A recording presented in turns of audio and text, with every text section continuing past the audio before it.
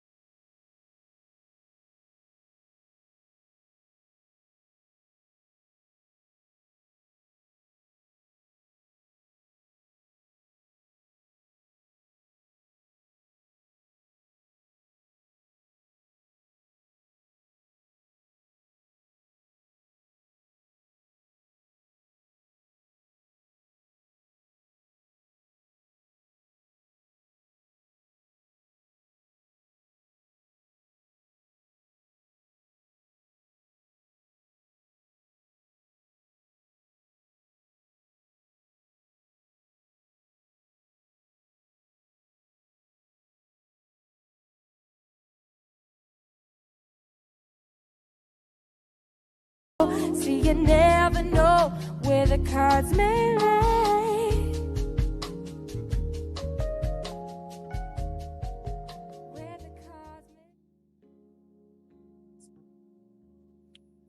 All right, good night, y'all. everybody. And thank you so much for tuning into Peaches and Dream podcast on this lovely Sunday night. It is May the 25th. How is it going? Peaches, what's up? Hey, let me Where you see at, if we are though? live. Can Let you me hear me? see if. Oh wait, hold on. Hold on. Can you hear me? I can hear you. Can you hear me? I can hear you. Because I I'm can hear like, you. wait, we have. Okay, good, good, good, good, good. Because we having some type of technical difficulties tonight. I don't know what happened with the intro song. That never happened before. What? You didn't see it playing? I did see it playing, but it cut out. And you was like, hold up, wait, it wasn't playing. And I was like, yeah, it was playing, but it stopped. It was some type of glitch there. But hey, here we are. But Here we are. yeah, I just want to make Here sure we we are are face to live. face. Don't get me to singing, girl. I ain't even get the liquor in my system. Come on now. I need to see if we're live on our Facebook page because that's we're supposed to be live on there and not mine. Oh, Okay, that's your sign to go get y'all drinks and y'all cups. excuse me. Bless you. Yeah, that means that's how true it is. Go get that liquor. Huh, bless you. Go Facebook get made that a drink. change on June 10th that limits some pages from going live. The American Man trying in a few weeks. Like, how come it won't go live? More technical difficulties, y'all. Definitely grab a drink. Now, let me see if it'll go live on mine. Um, oh wait, that's my YouTube. See if it'll go live on my Facebook page, and then we could just share it to ours, or I could just upload it like I did old school style, like I did years ago. Mm, still loading, still loading. You want to go over the topics while I'm looking at that? Yeah, can you hear me? I was over here with my little commentary reminding people to go grab a drink while we figured Yep, out this technical stuff. Okay, yep. cool, cool, cool. All right, so yeah, so as Peaches works her little magic with that technical stuff, because listen, that is not my area expertise. I will definitely run the topics of the night by you guys. So tonight we're going to be We actually got a lot to cover. We're going to be covering the prisoners that escaped in New Orleans, or New Orleans, or however you best pronounce that, along with the plantation fire. And there's more topics that ties into that. That Peaches, she gonna get into all her little witchy stuff, and she gonna break it down. Uh, and then we're gonna talk about Tory Lanez and Meg Thee Stallion. And then we're gonna talk about the firefighter that outed his wife for cheating. I think Peaches said it was at the party. We actually got the video for that. Hmm. Remy Ma and Papoose. We're gonna talk about their little shenanigans. We also want to talk about DDG, which is Halle Bailey's baby daddy. We're gonna talk about him. Uh, Peaches said that. I think that's like the highlight of the night. We're gonna get into that. Then the last but not least, an update on Casey or Cassie and Diddy. Messing up people names, but it's cool because everybody mess up my name all the time. So it is what it is. But yes, did you figure out the little technical stuff with the whatever that is you got going on over there? Cause Yeah, but girl, it's live on my Facebook page, so we can go ahead and share it from there. okay, we just work with what we got. Share peaches and green.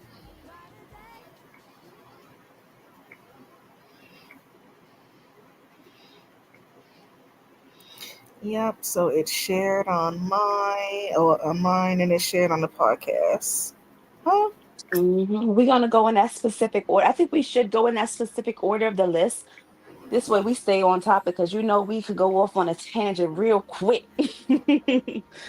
Going off on a different topic. So we could try to go in that order, try to keep it Oh, let me. as Oh short and shoot. sweet as Let me possible. make But it it might be lengthy, y'all. That's why you need to grab a drink.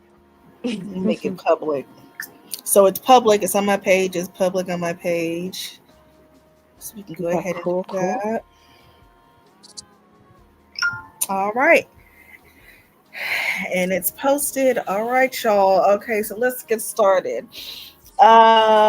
Let's do the firefighter first, since we're going to be Oh, talking about. there she go messing up the rotation. Then I'm gonna forget where we at. But go ahead. Oh, you want to I'm talk gonna about work with Tory it. Lanez? You have that listed Let me first. see. Let me see. Okay, let me just redo the order real quick. This way it makes it better for all of us.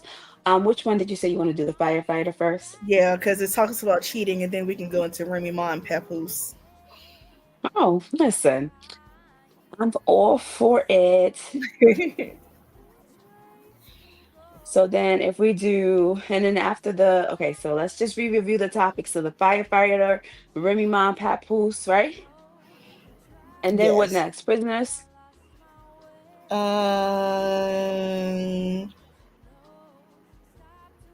the firefighter, Tory Lanez and Meg Thee Stallion. All right, story. Ha ha ha. Tory Lanez and Meg Thee Stallion. And then what's next? I guess the Annabelle and The that prisoners. goes Prisoners. in the prisoners and the plantation. Then DDG and Halle Bailey, Bailey Yeah. and you, Haley Bailey. God, forgive me for messing up her name, but yeah. Uh, and then KSC and Diddy. Yep. KSC. What you say? Do you say Casey or you say Cassie? It's Cassie, like Cassandra, but Cassie for short. Cassandra? It depends on how you pronounce it, but like Casey. Casey is Listen, her name, her. Casey. Let, Casey. listen, I'm never gonna be good at names. I tried. Y'all just work with me. Let me turn my fan off because And I'm missing.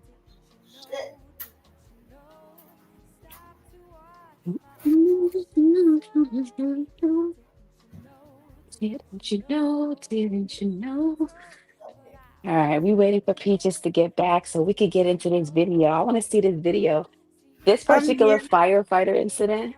Oh, Yes, I was girl. I just have saying no. this particular firefighter incident, I have no knowledge of what all transpired, but I'm interested in seeing. All right, I'm about to share the I'm screen, interested. and just wanted to get like a little input. Like, what would y'all do in this situation? Oh, my baby. Share the screen. There we go.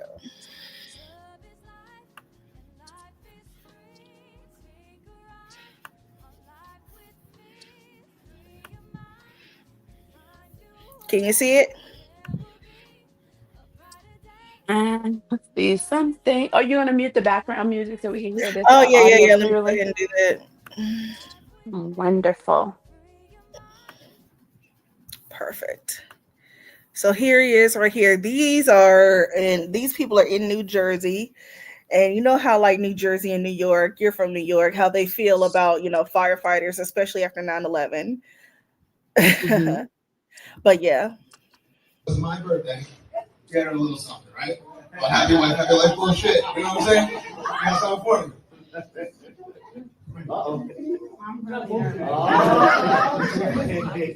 It's funny, last time I did this, I was wearing this same shirt and my Uncle Sonny's cufflinks. Pretty ironic. Make sure you get this whole thing. I did. Make sure. Where'd it go? You flipped it on you. I don't know what's going on. I was trying to be nice. I tried to. Nah. Just this. You don't want to. Where it is? It's pretty. Well, it's beautiful. Pretty good for a fire, right? At that time, but. Can I have it?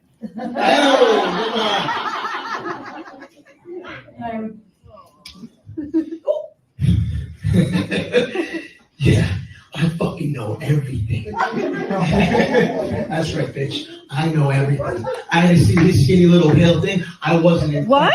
I know about all the Plan B pills you had to take. You filthy fucking cunt. Fuck you. I fucking know, bitch. That's right. I fucking know everything. Don't act like you don't fucking know. I fucking hate you. I never hated in my life, but I fucking hate you. I hate you what you did to me, the betrayal. I hate you what you did to my children. You know exactly who it is. You know exactly who it was. Bitch, don't make me fucking sorry, buddy. I know everything. I don't know everything. Uncle Benny. I hate what you did to my children, the life you fucking stole from them. You want me to show them? I'll show them everything. You sure you want that? I don't think you fucking do. You know it is. Are we sure? What the fuck is that? Of course he knows. He knows.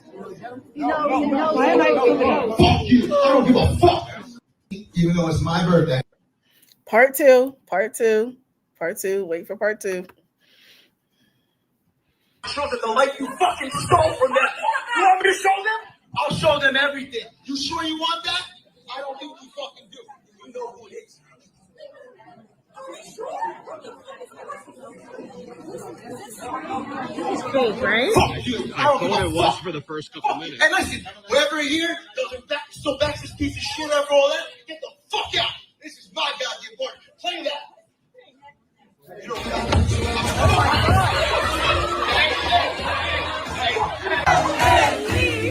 don't you take a run back to me.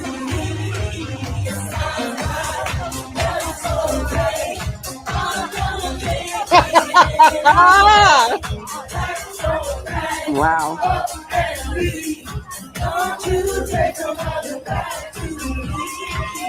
I hate how they destroyed that fucking Whitney Houston song, turning it into some hillbilly shit. So, backstory, of Huh. course, he caught his wife cheating new for a while. She's planning his 40th birthday, and he has all the proof and stuff like that. I think he was trying to like put it up on a big screen, but she was obviously playing dumb, like, I don't know what the fuck. Yeah. Okay. So, vice versa. I don't know if you want to talk about like what you have done or what you would do in a finding out cheating situation, but what would you have done if you, not to say that you would cheat, but like, just damn.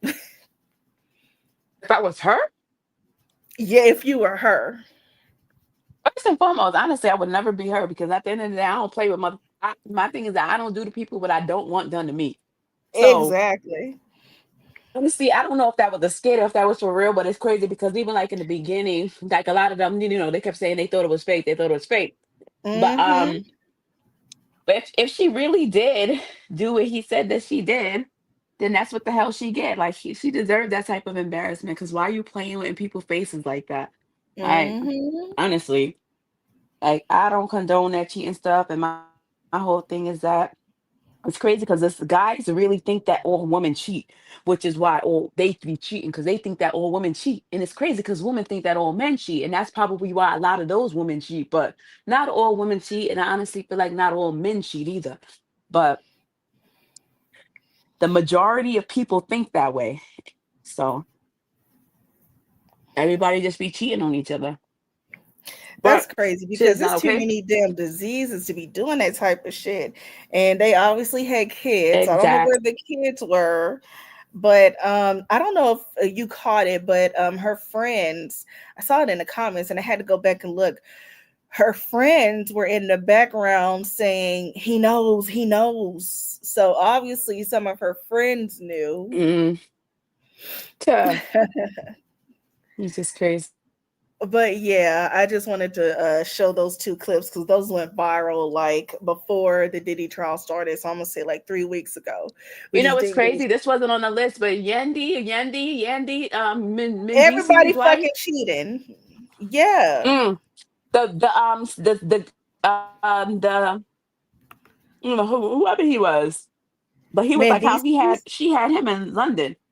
His wife, not no, the person who was airing her out. She fell out with somebody like her stylist or somebody who used Oh to yeah, always her be with ex her. best They, friend or something like that. yeah, it was, I don't know who he was, but honestly, they fell out. He was like basically he used to get in trouble from his boyfriend because they was boyfriend trying to figure out why you all the way in London, and she basically and it's crazy because in that situation he told my son she used to be sleeping with her man while he over and like they in the same hotel room. I'm like all of that is so weird to me. Like I don't know how true it is, but if it is true, I just think that that's weird. Like why would you even if like it's like this. Even if you were doing something like that, why not go do your dirt by yourself? Why would you have somebody with you and then, a whole witness and then now look how it's years later and y'all done fell out and he's airing you out. Like I would rather her have not done it because, like I said, I don't condone cheating. But if you are going to do such a thing, why do it to where you got other people uncomfortable around your creeping and stuff? Like I said, I'm Mm-hmm. not going to judge it because I don't know how true that is. It could be false accusation because he's jealous or mad or whatever. But if it is true, I'm really, really disappointed because I do have, even so, I still have a lot of respect for her. But I just hope it's not true. But then a lot of those people in the comments, like, she's finally cheating back, huh? So again, a lot of these people in these relationships, they getting cheated on left and right. And instead of leaving that toxic, unhealthy situation, they just cheating back. And here we are, finding out on social media. That's But yeah, what else crazy. did we have on the list? Uh, what was next? The Let me pull up my Tory handy Lanez and danny Meg Thee list of Stallion. topics. Tory Lanez and Meg. Yeah. Yeah. Okay, so of course I got a video for that too. Let me go ahead and share the screen. I'm lying. We didn't talk about Remy Ma and Papoose. We definitely jumped into Yendi. She wasn't even on the list. But Oh, the Remy Ma and cheating. Papoose, Oh, yeah. they had a whole back and forth too. And I'm like, man, Girl, honestly, I for ain't know how to one, feel he about was that. writing all of her rhymes. He was cheating while she was in prison. I think the accountability goes both ways because Hmm. I mean, if y'all gonna cheat and then cheat back and y'all not living in the same house, go ahead and file for divorce. He was pawning her fucking jewelry. She was fucking one of her battle rappers who was playing in Papooses face. Like he wasn't paying any bills while she was gone because she still had royalty money coming in and she was basically paying the bills from prison. Yeah, it's Now just a that's Big whole list. Mama. Huh. It's a whole list of fuckery. So like, and then she was playing, they was, mind you, after she got back from prison and she found all that shit out, they put on that whole fucking black love act like they were all good. They were on black Here's the love and all thing. this black love I'm and realizing having and that having a baby and shit. Like, girl, what the fuck? I'm realizing that a lot of people in relationships, they all got they stuff. It's very weird to have a relationship and they're drama free. And honestly, when you married, a lot of the times you just gonna smile because the world is watching. Because honestly, for a Mm, long time when I was married, we're just smiling because the fucking world is watching, and at home it's a whole fucking toxic ass situation. But you gotta know your worth to know that you deserve better and to leave that toxicity because they went through whatever they went through for way longer than they should have. That's why it's so much now, it's like, well, he did this. And she's like, well, he did this. And I'm sure it was a lot of back and forth because this is years and years and years of things going wrong in a relationship, you know? mm-hmm. Yeah. But something could have happened in fucking 2020, in 2008, you know, and now, and in fact, and, and because this happened in 2008, this is why I did this in 2018, so it's going to be a whole lot of who was right, who was wrong. But at this point, it's not even about right and wrong. It's about them both acknowledging where they messed up and they're either going to peacefully move on or peacefully work together to figure it out. But I feel like in these situations, especially if they, because, it's funny because I've seen this post and I forgot what it said, but it says something about all Papoose wants is for Remy to stop cheating, and all Remy wants is something. I'm mad I don't remember what it said. And then they had a picture of Remy and Papoose versus the two people that they're dating. Because I think Clarissa, is that her name? She fell out Clarissa with people because they keep Shields. calling her Clarence. Yeah, they Ah, keep calling her Clarence. This is girl that I follow on, and basically she said she messaged somebody. Clarissa Shields, she messaged somebody to my son, call me Clarence to my face. And the person was like, of course they screenshotted and aired them out. Like, why this. So I guess she really be Clarissa Shields really be taking offense when people be talking about her. And I'm like, it's sad because they be dragging the other people that they're dating into the equation and they don't even want no parts of that. You know? Cause I don't know how she being talked about when this is Remy Ma and Pat Poose. It don't matter who she dating or he dating. Talk about they stuff. But it's a real messy situation there. girl, this AI shit, they have this shit broken down all from social media. Remy has been very vocal about her desire to move on and separate from Papoose. She's emphasized that she's breathed so freely since leaving and that she couldn't take it anymore. She has also expressed her desire for a private and peaceful divorce, even offering to pay for Papoose's legal fees.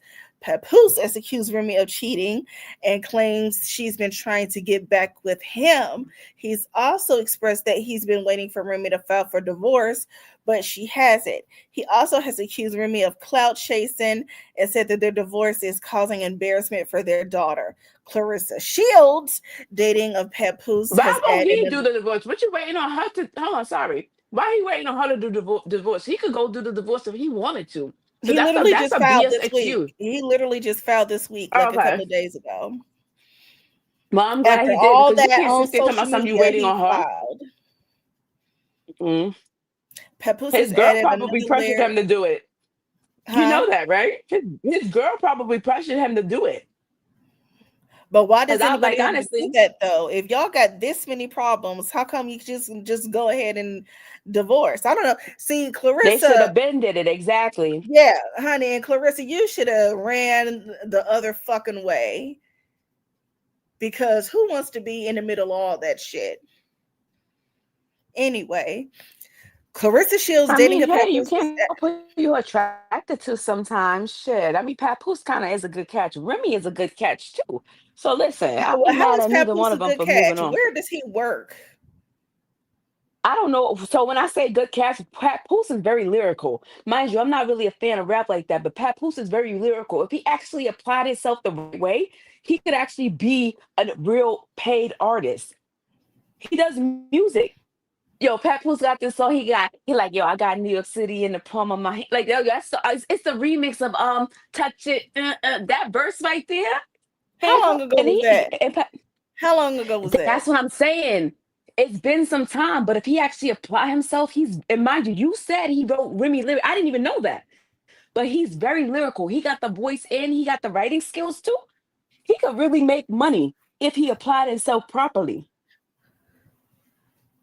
But hey, let's see what the girl he went do with him. Because if went from Remy, my other chick, he's supposed to level up. Just way how Remy Ma's supposed to level up too. Like, come on. I think they both have potential. But what is he doing with himself? I honestly don't know. But I know if he was writing her music, that means the same way how she's collecting residuals and royalties, he's collecting too as the writer. The with music is three things: it's the voice, it's the instrumentals, and then it's the lyrics, the person who wrote it. So sometimes the person who wrote it is one person, sometimes it's multiple people, but they all get a cut off of it. So he's definitely making money the same way she is, especially if he wrote any of her songs that's collecting a residual right now, or royalties, or whatever the proper term is. I guess. Is my logic or not? You know me, I be overthinking shit. I done thought it all out, girl. I'm like, yeah. I be overthinking, but I don't know. So that was that. But did you have anything else to add on to that situation?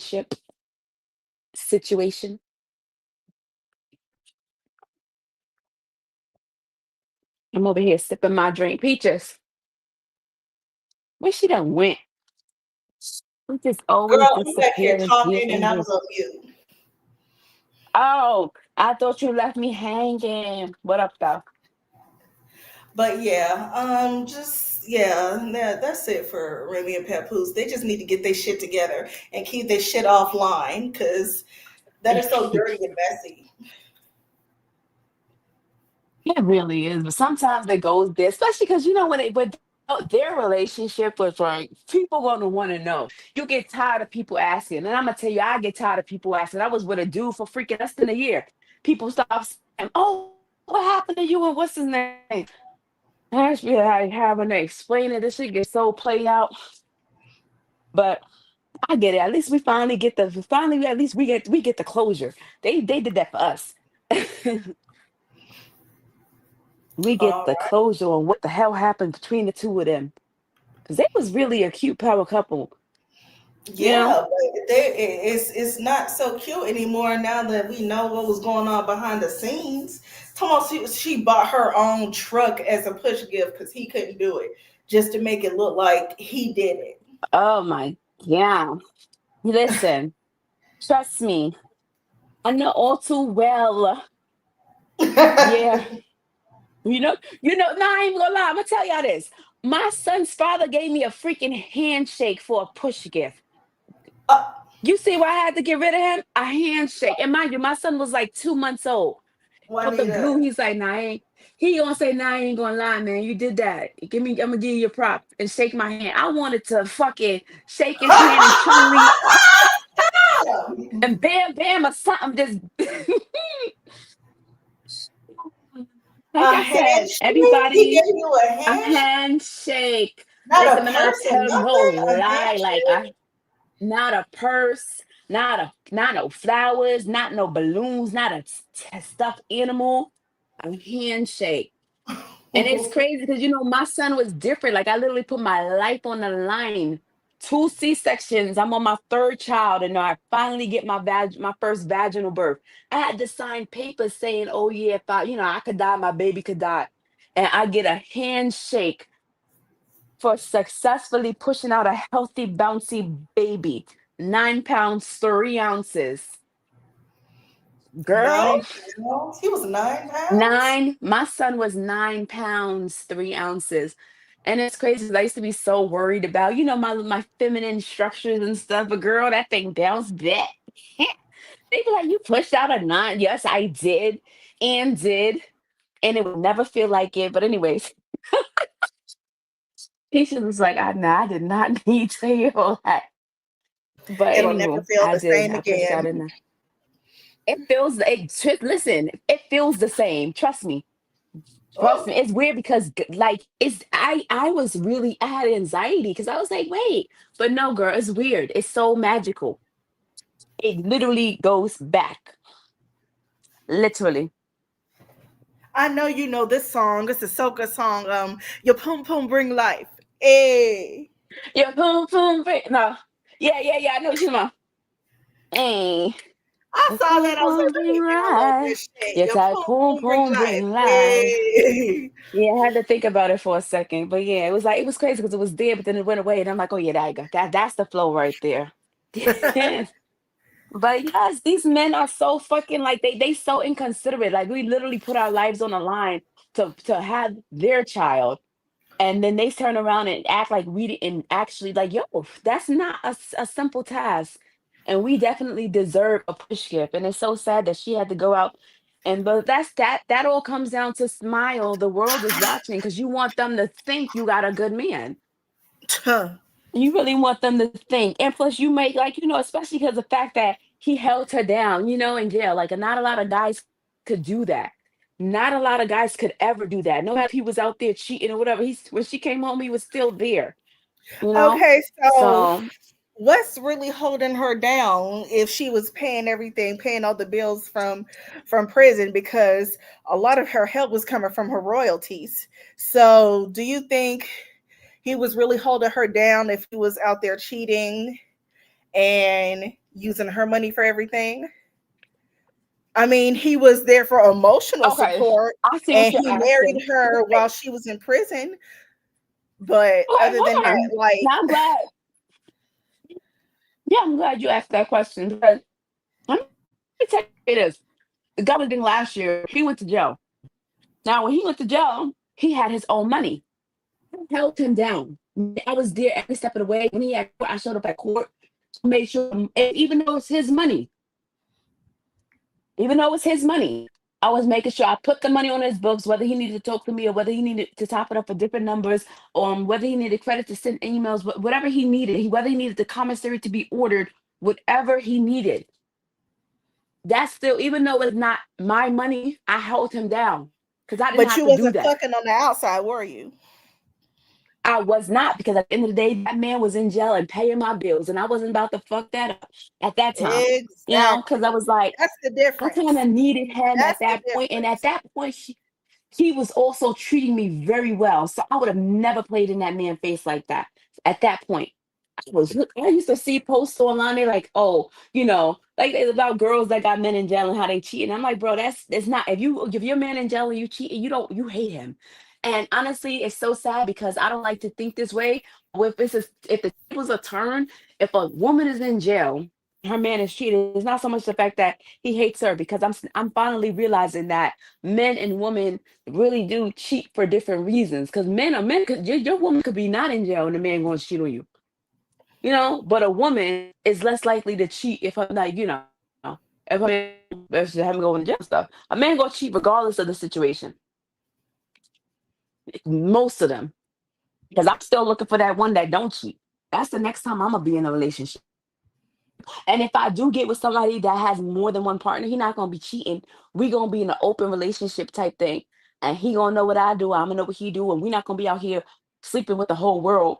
But if he feel like he can't just have me, then I'm gonna feel like I can't just have him because I gotta match your But energy, baby. I why gotta even be in that type reciprocate. of situation if y'all just gonna be messing with other people?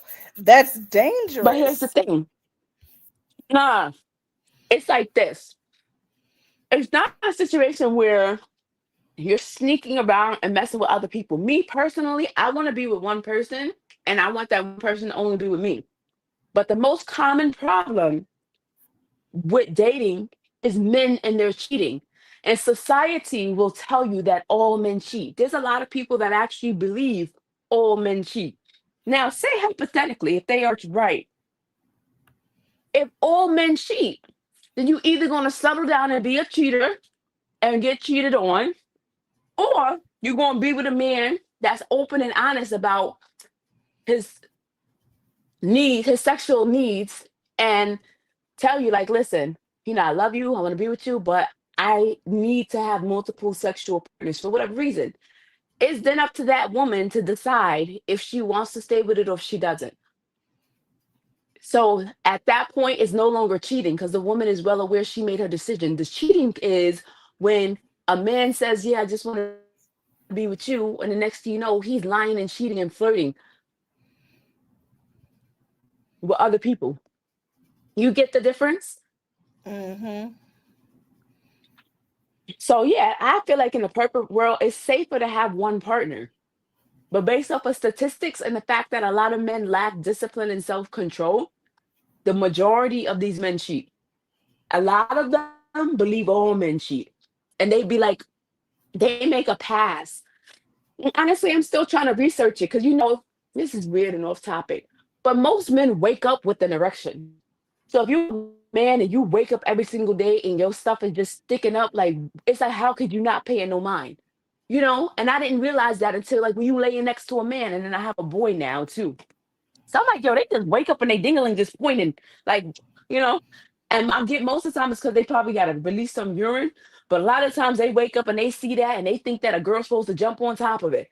So imagine they girl in jail. Imagine they girls live in a separate house and it's a girl that's up the street that's closer. Like, come on, they trying to get it. And like I said, it comes down to men lacking self-control and discipline. Oh yeah. But anywho, that's all I had to say. I'm schooling y'all a little bit too much tonight. We like 36 minutes in. We're not doing bad on time though, because we pushing. All right, so Peaches, before we What's move up? on, did you have anything to add on to this? What we talking about? Remy No, Ma because Paku? that was a really good segment, and especially when we start talking about cheating, because everybody that been cheated on or cheated with Mm-hmm. or Yep. cheated back or And listen, there's a lot of women that don't even care if they man cheated anymore. Like they don't care. Like me, that couldn't be me. Cause again, I'm scared of STDs. Like you just it's too much. STDs are real. But if you out there, you listening to this, listen, I need me a man that don't cheat. and if y'all are gonna do Um, that open relationship shit, know who that person is messing with and get tested. Get everybody tested. And stop that's the doing those thing.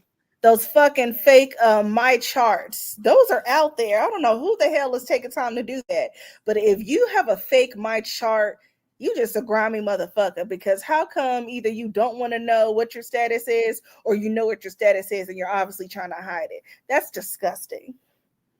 Well, listen, I don't. Here's my thing. I go to the doctor faithfully every year. I went to the doctor this year already. I got my nice little clean bill of health. I don't know what's wrong with people, but I get tested every year. I could not sleep with nobody for the whole year. I'm still gonna go. When I do my physical, I'm telling them check me for everything. Hmm. I Mm-hmm. agree. I will definitely say if you have more than one partner, you need to be getting tested twice a year. If you have none to one partner, get tested once a year. Multiple partners, you need to be tested twice a year, every 6 months. And it's not just you, it's that other person. They may be obviously lying about how many people they're sleeping with. So you're getting yourself tested for yourself, for them, because they're obviously not going to get themselves tested. Just ugh, it's disgusting. Girl, Hmm. and you ask me why Yeah. if I'm dating. Hell no. Listen, 'Cause if I start talking to you and I ask you when was the last time you've been tested and you don't know, that's yeah, the type of shit. Mm-mm. that's the thing. You gotta avoid those type of guys. I be talking to the guys that I know, the clean guys, clean men only. It's Oh yeah, fucking that's another disclaimer. Make sure you're clean when you hit me up. Sure. Don't tell me you don't cheat anymore because you done caught something and that's why you don't cheat. You gotta be clean too. But yeah, Yeah. Anyhow. let's get back to the topic. Speaking of some more cheating, Tory Lanez and Kelsey were together. Kelsey's best friend, Meg Thee Mm, Stallion, was fucking around with Tory behind Kelsey's back. So Tory was cheating mm, on Kelsey with Megan. And a mm. pow pow happened. A pow pow happened. Now Tory is in prison for 10 years because Apparently Kelsey is the one who did the pow pow, but he didn't want to snitch on a black woman. All right, so let's let's get to the video. Hold on, wait. What? Pause. Huh? Oh, yo, when we spoke about this when it first happened, it was being said that of the evidence, Kelsey was the only one with gun residue on her, which proved that she had to have shot that night. They said it was First of all, female evidence. It was female, but she was the only female aside from Meg Thee Stallion, mind you. Meg, her back was turned. She was being shot at. So, I mean, all signs and point to Kelsey then now. she also had an immunity agreement, which Mm-hmm. means this is, and what a lot of people don't realize is Kelsey probably pulled the trigger, but that could have been, Mm-hmm. I don't even know what this video you're going to say says, but Kelsey probably pulled the trigger, but it was probably Tory Lane's gun, for one. Two, I'm going to say this also before you play the video. Tory Uh-huh. Lanez was charged by the state. They're saying the state of California. He was not charged. Meg Thee Stallion didn't want to press charges. The state picked up the charges. And when the state does that, because I've been in a very similar situation, they request the victim, quote unquote, to be called to as a witness. Now, with Meg Thee Stallion now, she could have, I don't know if she testified, but she could have chose not to show up to the court date. Then they would have no case or no evidence. But she So was from there, they subpoenaed want in federal court, so she had to right. show up. So exactly. So then that was what I was getting to.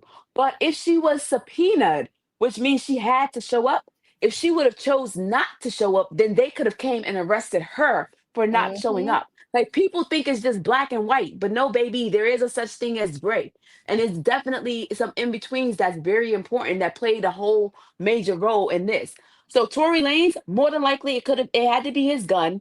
And as a result of his gun being in possession of this female, because she got an immunity agreement, Kelsey. And I remember that. I want you to look it up too. They said something about her getting an immunity agreement. She had to basically snitch and be a part of the crime to get that immunity agreement. This way she didn't get time herself. And another reason why Tory got 10 years is because he already had a gun charge.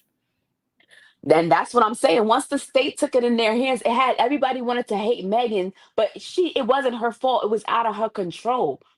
And I'm glad, I literally shared in a post and I said all of this in my post, but people don't be reading. And I'm glad I got to say it out loud because, yeah. But go ahead, play this. I want to see what they talking about. Oh, yeah. Turn the sound on. Is guilty. Kelsey did not shoot that girl, and I'm about to tell y'all why. And hear me out. A lot of y'all got in the comments like, Kelsey did do it. Kelsey did do it. She had gun residue on her hands. She got immunity. Why did she accept immunity if she was innocent? Well, let me tell you why. Now, this is all allegedly. As somebody who watched the case and read the transcript, Kelsey's original statement said that she did actually, in fact, see him shoot at Megan. That's not up for debate. That's her original statement. Now, we also heard that Tory offered her hush money to keep her quiet. Now, here's why I'm saying they offered her hush money to keep her quiet, because I believe they thought they could win the case if Kelsey wouldn't testify. So with Kelsey not testifying, it was her attorney's job to get her immunity so that if things went left, she wouldn't incriminate herself or anybody else, right? So she was able to get on the stand and plead the fifth with immunity because they thought it was going to go in Tory's favor. But it backfired and he ended up going to prison. So here's why I say they came up with this concocted story about Kelsey doing it to try to get him out of prison. Meanwhile, Kelsey won't be tried with them saying that she did it because Kelsey has immunity. Now, do y'all see how that works? Or y'all still confused? Like, is it making sense or do I gotta shake y'all a little harder? Wake the fuck up. What y'all think? Y'all argue in the comments. You gotta rewind she's that innocent. a little bit. He did it and he right where he needed. Pause. It's so funny because everything I was saying is everything I was talking shit about. He came and tried to basically explain it, but you're gonna have to play that one more again because I didn't catch it. So okay, I'll let it play and then I'll let it play again. Okay. Need to be. Good night. Tory Lanez is guilty. Kelsey did not shoot that girl, and I'm about to tell y'all why. And hear me out. A lot of y'all got in the comments like, Kelsey did do it. Kelsey did do it. She had gun residue on her hands. She got immunity. Why did she accept immunity if she was innocent? Well, let me tell you why. Now, this is all allegedly. As somebody who watched the case and read the transcript, Kelsey's original statement said that she did actually, in fact, see him shoot at Megan. That's not up for debate. That's her original statement. Now, we also heard that Tory offered her hush money to keep her quiet. Now, here's why I'm saying they offered her hush money to keep her quiet, because I believe they thought they could win the case if Kelsey wouldn't testify. So with Kelsey not testifying, it was her attorney's job to get her immunity so that if things went left, she wouldn't incriminate herself or anybody else, right? So she was able to get on the stand and plead the fifth with immunity because they thought it was going to go in Tory's favor. But it backfired and he ended up going to prison. So here's why I say they came up with this concocted story about Kelsey doing it to try to get him out of prison. Meanwhile, Kelsey won't be tried with them saying that she did it because Kelsey has immunity. Now, do y'all see how that works? Or y'all still confused? Like, is it making sense or do I gotta shake y'all a little harder? Wake the fuck up. What y'all think? I have another perspective before we get back into it. I have another perspective. Well, did you want to say what you was going to say? No, because my whole thing is that what he said, I don't really get what he's saying, because at the end of the day, if she literally had gun residue on her fingers, she also fired that The gun that truth. night. Period. She fired that gun that night. Maybe Tory fired two. Damn, I'm saying two like I'm from Baltimore. Maybe Girl, Tory. just, What the fuck? Tory. What? Girl. Yeah, I be talking to too many people from Baltimore. Oh my God. But yeah, that's how I feel. Like, how do you feel about what he said? I want you. How do you feel about that video you just played? I always thought that it was both of them at the same time, because I felt like they were obviously arguing. Megan was walking away. I don't know where the dance bitch came from, but I think Kelsey was shooting at Meg, and then Tory was trying to get the gun from her. And then they both were shooting at Meg. I don't know whose finger was on the trigger. It could have been an exchange. But then Did I don't know Kelsey where the and Meg dance fall bitch out after came that? from. Huh? That's what's her name? Meg and Kelsey. Did they fall out? Yes, they were arguing before, because Kelsey had just found out that Meg was fucking with Tory. So that gives Kelsey a motive. Right. And it's crazy because they literally wanted the black man in jail, because they was willing to give her immunity, although she had gun residue. Because it's very likely that that at this point, I'm convinced both Kelsey and Tory fired that gun. Uh-huh. I'm convinced. Uh-huh. They both And had their I'm hands annoyed, on the like, gun at the same time.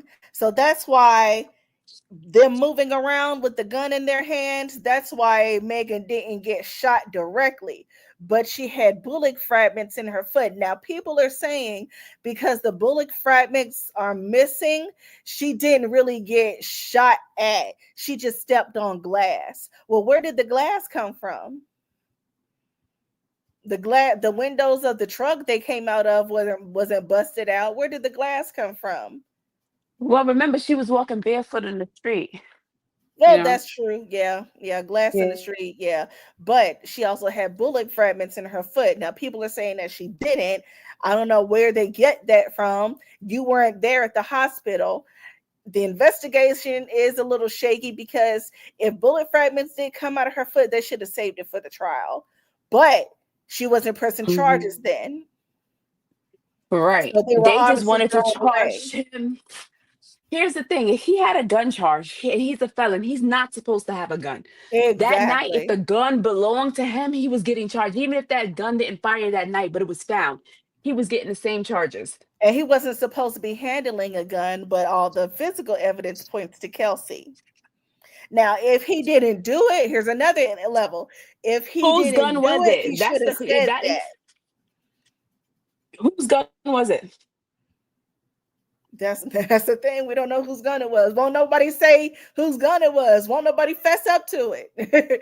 Like, whose gun was That's it? why I feel like it's Kelsey Tory's has gun, because immunity. the So minute it's Kelsey, if it Tory, was your gun, just say that. Say for example, if Kelsey would have threw a bottle at freaking Things Head that night and the police would have came and then they get to searching everybody and they found that gun, Tory was getting those same charges. That's what people don't understand. Is if it was his gun and he was in possession of it, he was getting these same charges. And people keep forgetting that. They keep forgetting Let's see what the he was Maverick getting Approach these. says. I like his podcast. He has a lot of insider industry information.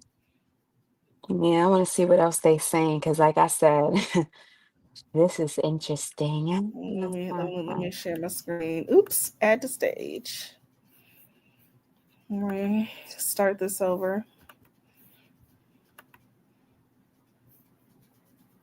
Comes to the light. I told you guys he didn't do it. She had the gun. She fired it 3 times. Mr. Peterson grabbed her arm and knocked it down, and the gun fired 2 more times.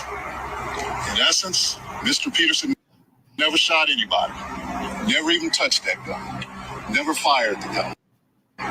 Let me break down this whole Tory Lanez scenario and what we just found out. So there was a girl named Kelsey in the car with Tory and Meg that night of the shooting. Along with them, Kelsey's bodyguard and driver was in the car as well. Now, this bodyguard just said that it was Kelsey firing the weapon, not Tory. He states that Kelsey fired the weapon 3 times at Meg, then Tory tries to stop her, knocking the gun out of her hand, and fired 2 more times. Now, he's just coming out and saying this because his conscience is guilty because Tory almost died.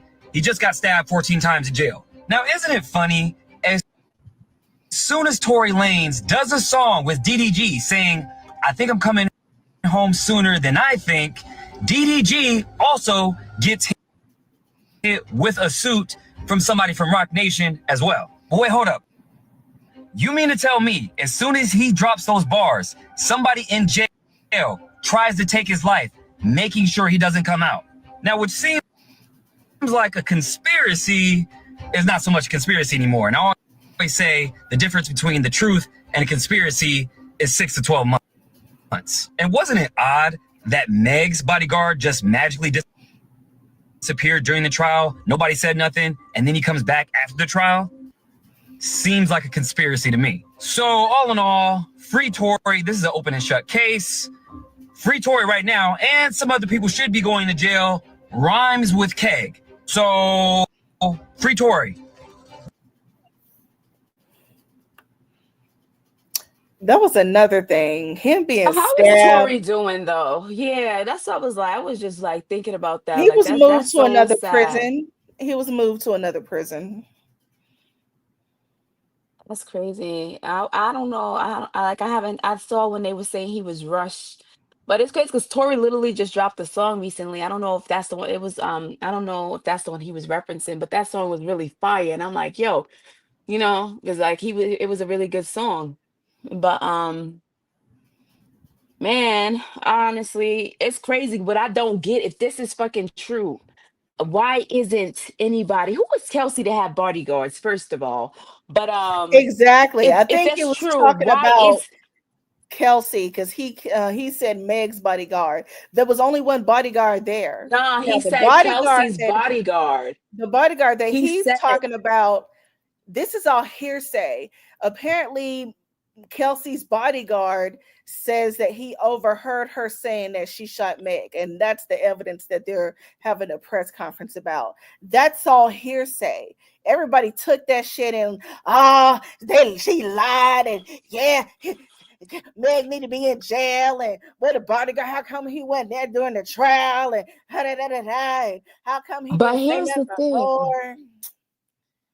So with Meg, I don't know what she said in court, but you have to keep in mind, it's like this. Honestly, yo, it's not funny, but my a lot of people don't know. Like my mom was shot before. She got shot in her leg. Now, when I'm Really? thinking about this, yeah, when I'm thinking Oh my about this God. situation with my mom's attitude and what probably happened with Meg that night is this. Meg don't know what happened because it happened from the back. Same way how like when my mom got shot, she got shot from the back. But it was like this: somebody was ringing the bell. She basically opens the door. She curses them out, and after she curses them out, she walks away. With the door So even open. when the thing is that the person that was coming, it was he was coming to see, like he normally comes there, but for whatever reason that night he was ringing the bell like crazy. Let's say for example, if my brothers come to my house and ringing my bell, and I open the door, and I'm like, well, I might curse him out, but I'm gonna still let you in. But that particular night is crazy because they didn't know, because what happened was after she opened the door or whatever, then she heard the noises. Then next thing they saw like the smoke and the holes in the wall. Then they oh shoot, he's shot, because after that he was out. So then that's when they called the police, and they literally was like, check your bodies, make sure, because sometimes you get shot and you didn't know you got shot. My mom said that's when she felt her leg, and she felt the blood gushing down, and then that's when she started freaking out. But if it was like that, like Meg had an attitude, like she probably was turned around and started walking away. She's still cursing him out in her head. So whatever was happening in the moment, she wasn't expecting to get shot. You But feel she me? heard the So dance she bit. doesn't know. And that's the thing. I don't even know where that came into place, but That doesn't I help do him out know neither. And she heard she's not dance gonna bit. know. See, so she probably, like I said, in the moment, she probably don't like. She's probably thinking it's him automatically for whatever reason, you know. Because it seemed like to me that night she was gonna get out their vehicle and go do and probably find her own way home, Because what else was she getting out and walking away for? Because I'm sure it was some heated argument that caused her to get up out that vehicle and Of start walking course, away. they've been arguing for. They was arguing for a while because that shit came out. Mhm. But yeah, honestly, like I said, from the very jump.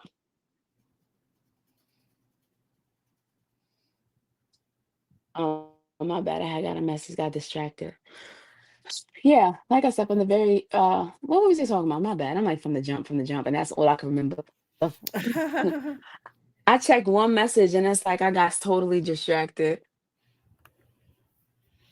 But Anywho, yeah, that was that. let me see if Meg Thee there's Stallion. anything else before we move on. Well, Oh well, here's the person who stabbed Tori. There's some info on him. oh wait, I think from the jump with her having the gun residue on her hands, that should have told you that Kelsey definitely fired that gun that night. Yeah, Period. she got immunity. Period. And that's why people think, and there's another conspiracy, they think Rock Nation is behind even protecting Kelsey, because how did she get immunity if there was the gun residue was from her hands? Why would you give her And that's immunity? the thing. And then for her to plead to fifth or whatever, that means she did something that could incriminate herself as well. Because pleading to fifth protects you if you know for sure you did something that could have gotten you in legal trouble. So I don't know how they choose who get to plead to fifth and who don't get to plead to fifth. Because I would be pleading to fifth. Her lawyers made that deal for her. Her Would have been lawyers pleading made to that deal for fifth, her, and like then you the are not. I prosecution plead took to that. fifth. I plead to numero cinco. Now, I Let don't me know if stop. this is true. I don't know if this is true, but the guy that stabbed Tori, it has life in prison. He is a sex offender. I can't say the other word on YouTube, even though I've been cussing this host live stream. He is a sex Mm. offender. He had a relationship with a 13-year-old, shot and killed the 13-year-old. Wow, So that he man is, is yeah. heartless. That was somebody That paid that man. Like you gonna be in there already for your whole life. Mm. Yeah, we'll put some on your commentary when you're not in solitaire, but you will let you assault somebody. But here's the video right here. He was working in the educational department, respectful, but he happened to be Tory Lane's neighbor.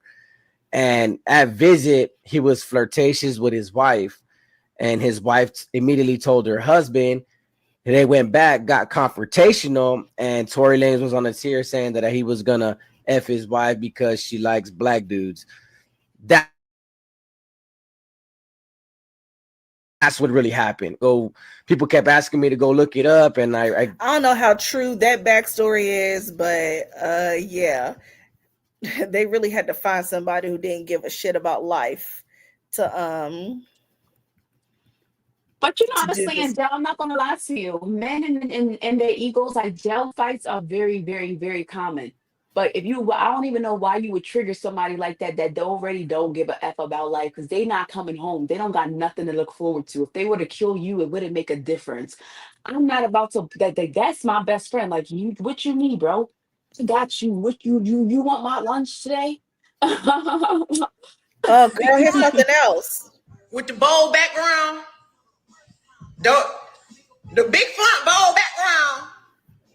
Don't read it. The big font with the bold background.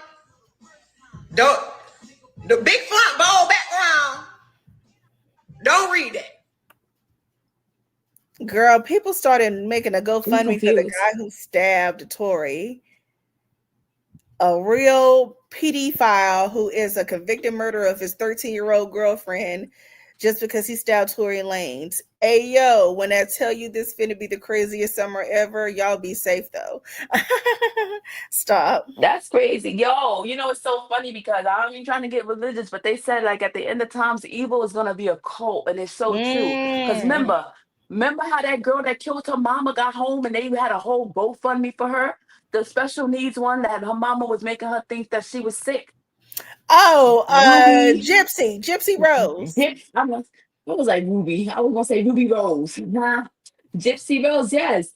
It's a lot of people that get out of jail and they literally idolizing them and making them seem like they did great things when they really did bad things.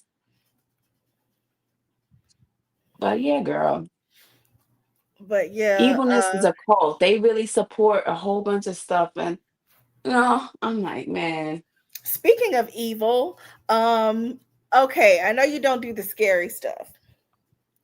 So you this don't is go for to the the people prisons. who actually know what the fuck I'm talking about. Okay, so I'm a horror movie connoisseur. I love paranormal stuff. I love ghosts and shit. I've been to New Orleans twice. Girl, I'm going to New Orleans for my birthday because my birthday is on a Wednesday and a Thursday. So I'm going to be in New Orleans that Wednesday and Thursday. And then we're going to Las Vegas that next week. Let me know if you're able to come because, yeah, just let me know if you're able to come. But anyway, so there is a doll named Annabelle. Annabelle has been, they say, and when I say they, there are two paranormal investigators named Ed and Lorraine Warren. Now, people been saying for years that they're frauds, but they have a really good reputation. I don't know why people think that they're frauds. I think it's just people who don't believe in the spiritual realm. Ed and Lorraine Warren had a doll in their possession who is possessed, quote unquote, pun intended, who is possessed, who people still think that she is possessed. They had her locked in a wooden glass case, and they had a priest come and pray over the doll every single week for the 30 something years that they've had her in their possession. Now, Ed and Lorraine Warren have passed away. Their daughter and her husband has what is it? Inherited their home and their museum of artifacts that have been possessed, including Annabelle. I don't know who authorized this shit right here, but they took that damn doll out of that case, or they're carrying the case around with the doll in it, and they put her on tour through the United States. Those people lived in fucking, it's either Maine or Rhode Island, up in the New England territory of the United States, brought her all the way down to Louisiana, to New Orleans, sat her in a damn voodoo shop, and had her there for a few days, took her to San Antonio, Texas for a fucking paranormal convention or whatever the fuck. So when they stopped in Louisiana, I don't know if anything happened like on her way there, but of course, I believe this, and I know a lot of other people believe it. I mean, if you don't believe it, it's okay if you don't, but Louisiana is a whole fucking portal. It's a lot of spiritual shit that's been going on in Louisiana. There's a lot of spiritual shit going on in New Orleans, period. When I drove to New Orleans, soon as we got to the Louisiana state line, the whole vibe just changed. That's how I know that shit is true. Let me tell you It's this. like, huh? I low key have a like it's like a I want to go, but I'm nervous about going when it comes to New Orleans. My sister went a couple times and she loved it. But Oh, my I sister's loved not it. like, I loved it. I don't think anything jumped on me or came back with me. But then again, I had my sister with me. Girl, I went with Travis the first time, and you know what type of person Travis is. well, it could have been the energy. Let's keep that in mind. Well, yeah, and No. that was a whole different trip than from when I went with my sister and my friend Shakiria. So yeah, Mhm.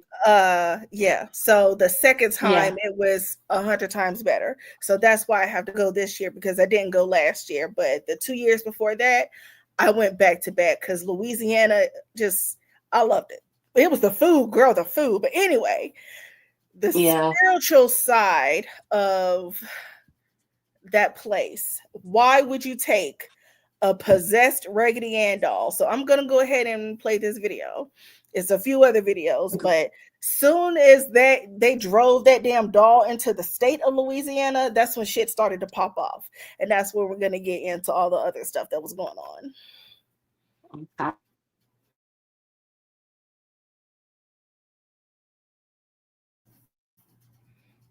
Fucking around and moving the Annabelle doll. Who the fuck told you move Anna Banana? Annabelle? Did anyone ask Ed and Lorraine Warren? I don't fucking think so. So why are we moving that bitch around? And I get it. Oh, Ed and Lorraine used to take her on tour. Used to, bitch. Used to. Go put her the fuck back in that motherfucking conjuring house. Are y'all out of y'all mind? The CIA is working. Not only that, but why the fuck did nobody tell me Annabelle was actually a Raggedy Ann doll? That bitch is a raggedy. The scariest doll known to man is a Raggedy Ann doll. It has also come to my attention that some people don't know the real origin of Annabelle. So, baby, go get your blankets. Let's get into it. This is her. This is Miss Queen. Yeah, not to be fucked with, not to be played with. Miss Anna Banana is based on real events. Like this shit really went down. Like no cap in my rap is real.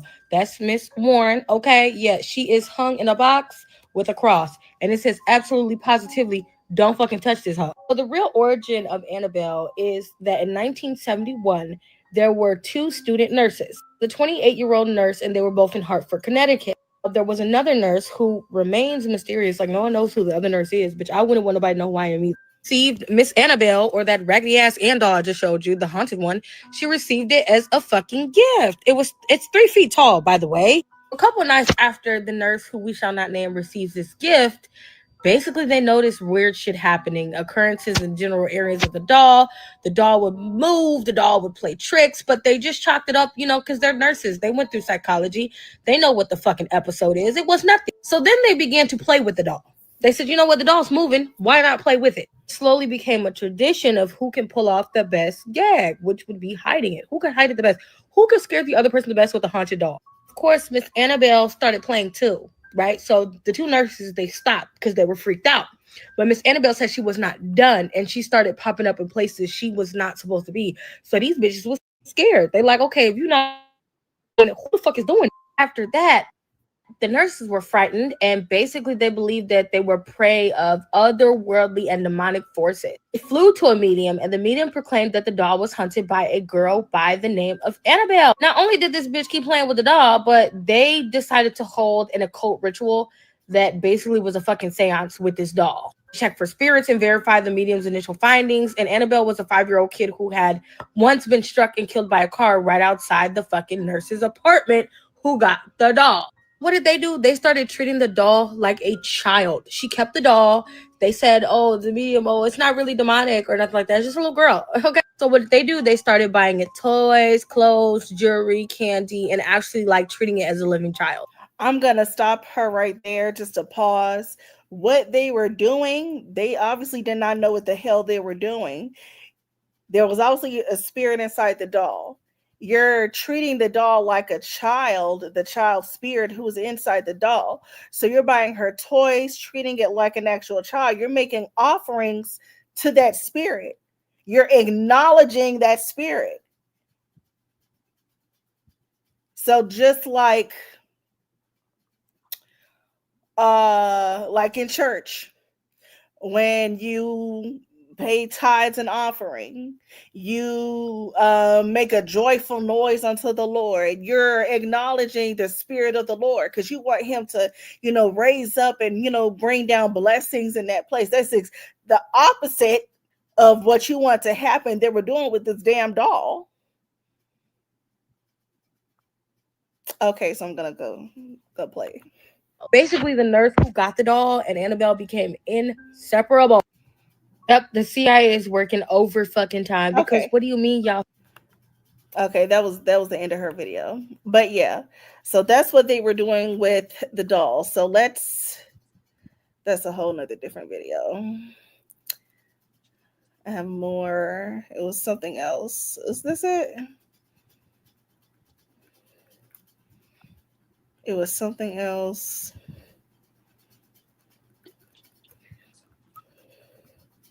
Did I have anything? Hold on. I think I had more about Annabelle. Let me I know look. we're gonna talk about the plantation fire and the Yeah, it prisoners. was okay. So they feel like the plantation fire is connected to the Annabelle doll because soon as she came into the state, that's when the fire happened. But I feel like our ancestors are just fed the fuck up. I don't think that there was a connection. A lot of people seem to think that that makes sense. But oh, there it is. I thought I had it.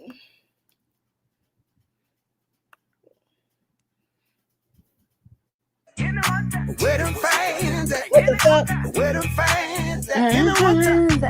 Let this play. I can't play that song because it's copyrighted. But Okay, you can stop it. Okay, but yeah, yeah, go ahead. You can take it this off. is an But AI damn, that's my video. So song right there, though. But yeah, go ahead. You can play something. I mean, play what you was really meaning to play. it was an AI video. I love me Okay, some music, so boy. actually I want a fan actually like that. girl, I'm so I sick of want these it to be damn royal fans and blue these and gold. boots on the look at this I shit. don't Here know go where the to find plantation. them, but I want a nice one that's royal blue and gold. I seen people with custom ones that got their names on it and stuff. Mm. Okay, so let's see. But what plantation fire? People are seeing ghosts and faces in the fire of the plantation and the smoke and shit. Like, here's a picture of the fire. Anything can be edited, but hell, I really do think that those people's fucking faces, those slaves' faces, like faces in the fire. I think this was it right here. So what was it that caught on fire? The They say it was what was that? electrical. No, that's not it. That wasn't it. There was another fire that I have to tell you about because Annabelle was there during that time. It was actually in the French Quarter, but that's another fire that we have to talk about. So this fire, do you see the faces in the smoke? Like, what is this? Looks like a mouth. Girl, Mm. they're saying that there were like spirits running around the damn girl. I love our people because why In would the why world. was that plantation still standing? Why? She's making libations to the ancestors because I really feel like that was us who burnt that shit down. Yes, come on now. Yeah, burn that motherfucker. Yeah. Ew. Yes, burn it down. Um So what was it though? I'm still confused. It wasn't like an so old it was slave called, plantation. I'm trying to look for a video. I forgot what the plantation was called. Girl, they got all these celebratory fires and shit. What was the plantation So was called? it an old slave? Was it an old slave plantation? It was. Oh, the Nottoway plantation. I can probably find some better stuff after. I'm trying to find a video on it real quick. Like that shit burned all the way the fuck down. All I see is these everybody celebrating the damn fire. I'm trying to find somebody explaining this shit.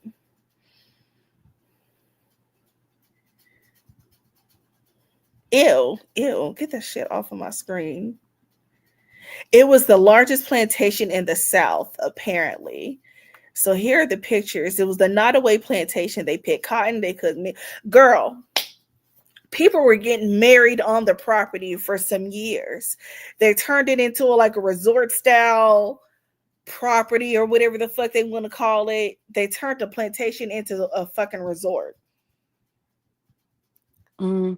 So they had these cottages, like on Airbnb, you can like, rent property or whatever. They had on Airbnb different cottages that you can rent individually. The cottages was the fucking slave quarters that they turned into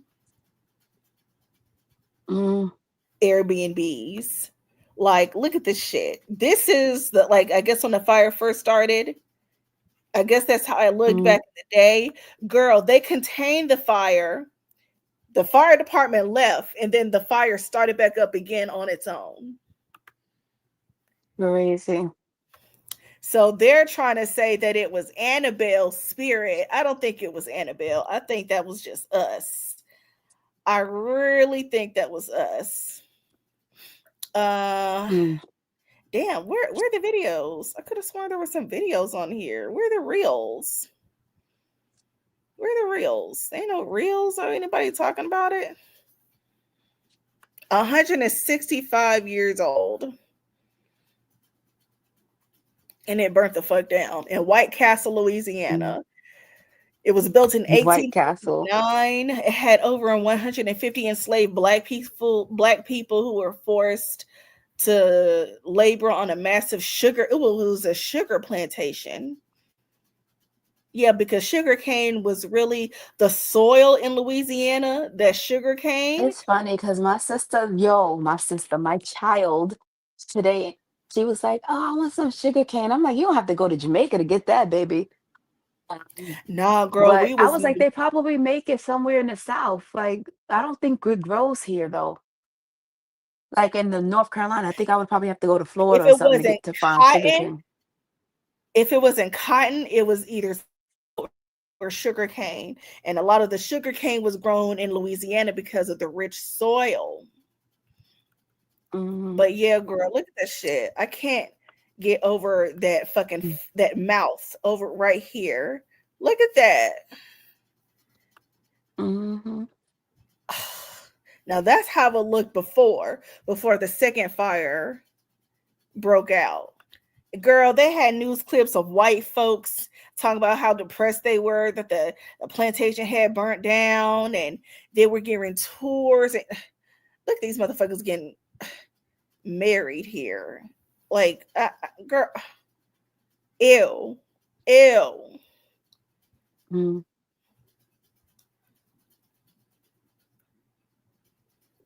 What is this? The largest plantation in the South. Oh, so they had tickets for the tours or whatever. Look at how so it was close to Baton Rouge. Like, okay, it was right here. The plantation was right there. Like, I just can't get over this. You know what's so crazy? White Castle is like, I used to love White Castle burgers. I don't know if you know what White Really, Castle White is. Castle burgers. People hate it. Like people either love them or hate them, but I love them little burgers. I need me about 7 of those. With cheese, please. Louisiana. Oh, White Castle. That's crazy. Now it makes me overthink that whole business. I don't Yeah. know if that was a coincidence, but yeah, the plantation burned down. So they're saying because of anime. Look at Malcolm X. Look at Malcolm X. But yeah, let's move Go on. to the White Castle logo. It's starting to look like that house in my head. I gotta look it up. 'Cause I'm like, that's crazy. So now they're saying that these inmates that escaped, I had some other stuff. The inmates that escaped. Oh, let's get to this other fire. So this is where I wanted to visit when I go back down to Wait, Louisiana. go back to that picture of that house, Where? please. Go back to the picture of the plantation. Oh, I clicked off of it. I just clicked on the hashtag. It's gone. Oh man. But that White Castle logo looks like that house. A little. Oh. Kinda. So this is Yep, in another the back. oh shit. Man, this is crazy. Now, early Monday morning on May 19th, the house of Marie Laveau went up in the flames. Now, the fire had broke out in the kitchen, and the fire department arrived around 3:30 or 4 o'clock, and the fires was extinguished around 6:30. It's crazy. Now, the kitchen walls were left blisters from the fires. The ceilings charred and the floor coated in soup. Now, the house is located at the end of the French Quarter on 1020 St. Anne Street. St. Anne Street. And it was built in 1905 on top of the site where Marie Laveau once stayed in a 19th century cottage. And that's where she remained to live until her death in 1881. Now, the resident of the house, Jody Boudreau, she was awakened by the sound popping coming from the kitchen, which is where the fire had broken out. Now, if you ask me, the lady that probably lived there probably is not of African descent. Them ancestors and them spirits that remain here on this plane are speaking to you. And because of that, you know Marie Laveau probably don't even want her there. It is going down out here. Yeah, Louisiana. Now, I think that's a whole separate fire, but I feel like if the Annabelle doll was down there, how come the Marie Laveau house didn't catch fire before? There's a white lady who I mean, owns what was the cause of fire? they say electrical starting in the kitchen. That's what they say. That's what they say. But if that white lady had owned her house, you know who Marie Laveau is, right? Nope. Okay, Marie Laveau is one of, well, in New Orleans particular, she's like the biggest voodoo queen for that area for her time. Like her descendants are still living in New Orleans and in Louisiana and the surrounding areas. I don't know how this white lady got to own the property that is sitting on the original site where Marie Laveau had her house, but she is in that property and it caught fire mysteriously. But yeah, that's another fire that happened while that damn doll was down there. I know you don't want to watch American Horror Story, but if you have time to see American Horror Story Coven, that's how I found out about Marie Laveau. And then I found out, girl, how come we have the same birthday? So yeah. And before this shit even popped off, before the fires and stuff, I said, well, let me start looking at some flights to go down to Louisiana because I'm off on my birthday and the day after. So if I could just get off from work, fly down to New Orleans for a couple of days and then fly back for work that Friday, just have a couple of days down there because I still haven't been to Marie Laveau's house. And the shit catches fire. Damn. There's another one. What's this video about? I don't know what this video was about.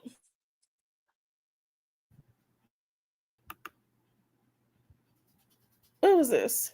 You dumb fucking bitches. You fucking bitches. Ed and Lorraine Warren gave you hookers one fucking rule, and that rule was to not move Annabelle. And what did you dumb motherfuckers do?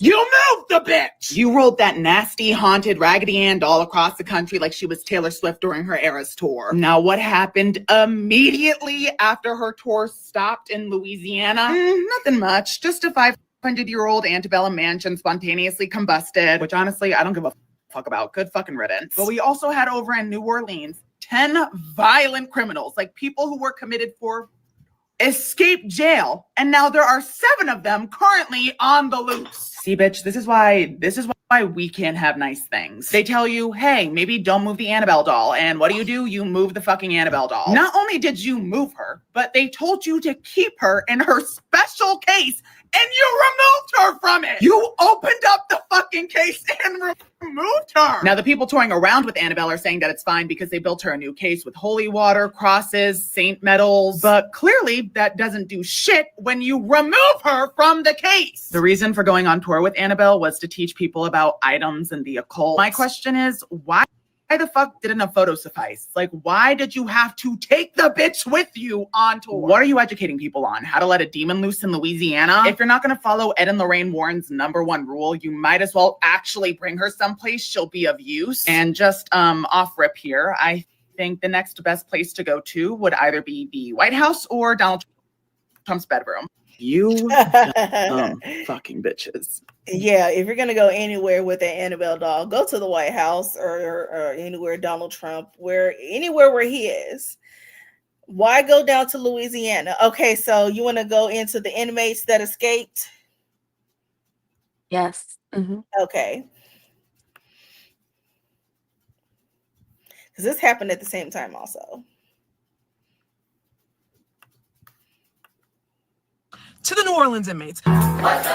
So you have been in prison for years. You finally escaped. You have the opportunity of a lifetime to not be in prison, and the first thing you do is go to the French Quarter? I'm leaving here with something. Another one of you gets caught, and you get caught because you decided to go on Instagram Live. Let's see if I got any new comments. What other fucking inmates went on Instagram Live? How?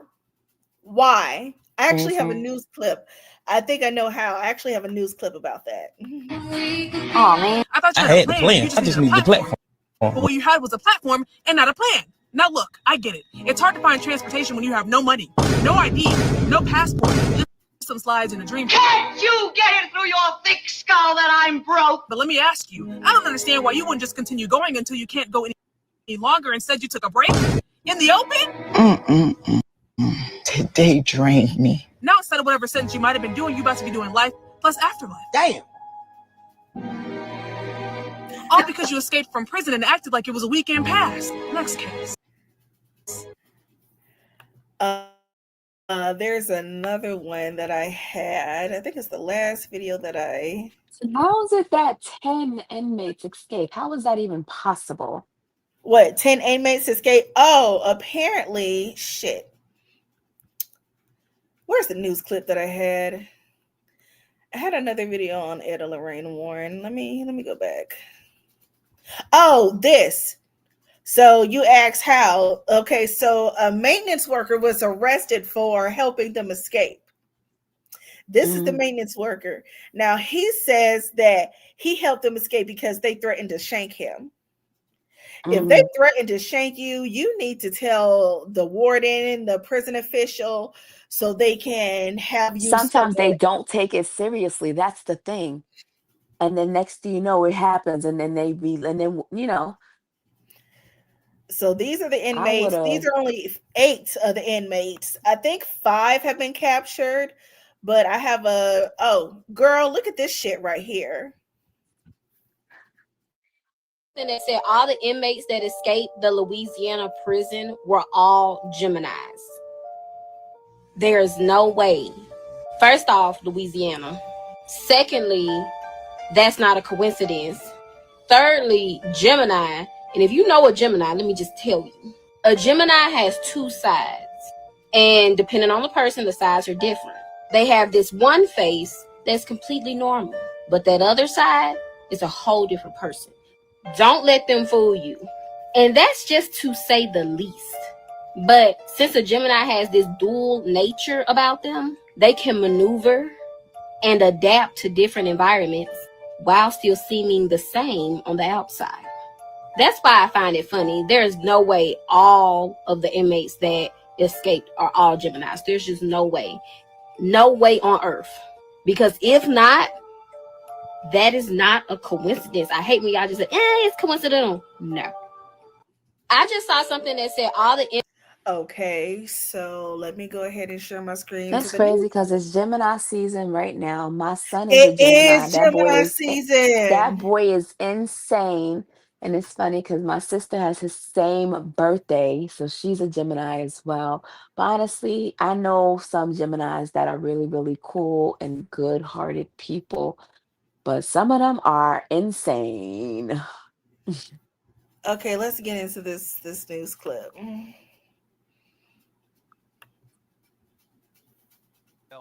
And the assistance they apparently have received since they've been on the run. What's your assessment of that case? Well, prisoner escapes always have help, either inside or outside, or potentially both. In this case, it looks like they had both. So no surprise there. The delayed processing of the crime scene, the escape scene, is really unfortunate because according to all of the reporting, that panel could only have been removed from the outside corridor, which means that somebody who was involved, or more than one person, removed it and potentially left fingerprints, DNA, et cetera. So that just compounds what looks to be a bad issue. But just to unpack it a little further, let's remember, these were heavy predicate Girl, look at felons, this some of them shit. awaiting trial. They were moved from maximum security to minimum security. And in this minimum security area, there was only 60% staffing. And this prison, this facility was under federal oversight, this federal consent decree. My point is, it's very badly managed, quite clearly. And the inclusion of the federal government and a monitor, a federal monitor that the citizens of New Orleans have to pay, really didn't help very clearly. There needs to be another solution here. These federal consent decrees are being undone by executive order, thanks to President Trump. This is a long time coming. But I think somebody, the governor, somebody down there has got to get their arms around this because very clearly this is an ongoing issue. Do you think the sheriff or someone higher needs to fire a lot of staff at that facility because it appears pretty serious corruption?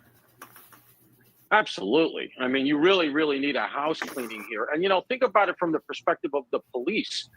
They make the arrests. They have to do battle with woke DAs. They have to do battle They with got a more system that's decided that they're the video. bad guys, and then they get them in jail. You manage to get a conviction, and then you find out that they're placed in maximum security and all but invited to escape.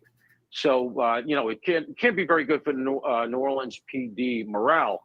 And as I said, somebody really with some management experience really has to get their arms around this because New Orleans is one of our great cities. And it is joining the list of blue cities across the country that are really circling the drain. To New York City and the story CB Cotton told us about, what do you make of that case where allegedly this guy was held hostage and tortured by his crypto business partners? Yeah, so CB has the facts as I know them as well. No, we're not talking about that. Did he talk about anything about? No, I think that was it. But yeah, girl. So aside from there still being, how many are still on the loose? Let me go back. Because the last time I checked, it was 5 that were still on the loose. 6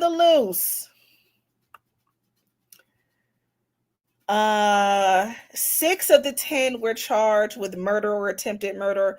5 inmates have since been captured as of May 20th. 9 of the inmates are pre-trial. Girl. Did they release their names and birthdays? They had to because now they on the names lists. Yeah, list and pictures. I'm Googling it now. I don't know if they have their, oh wait.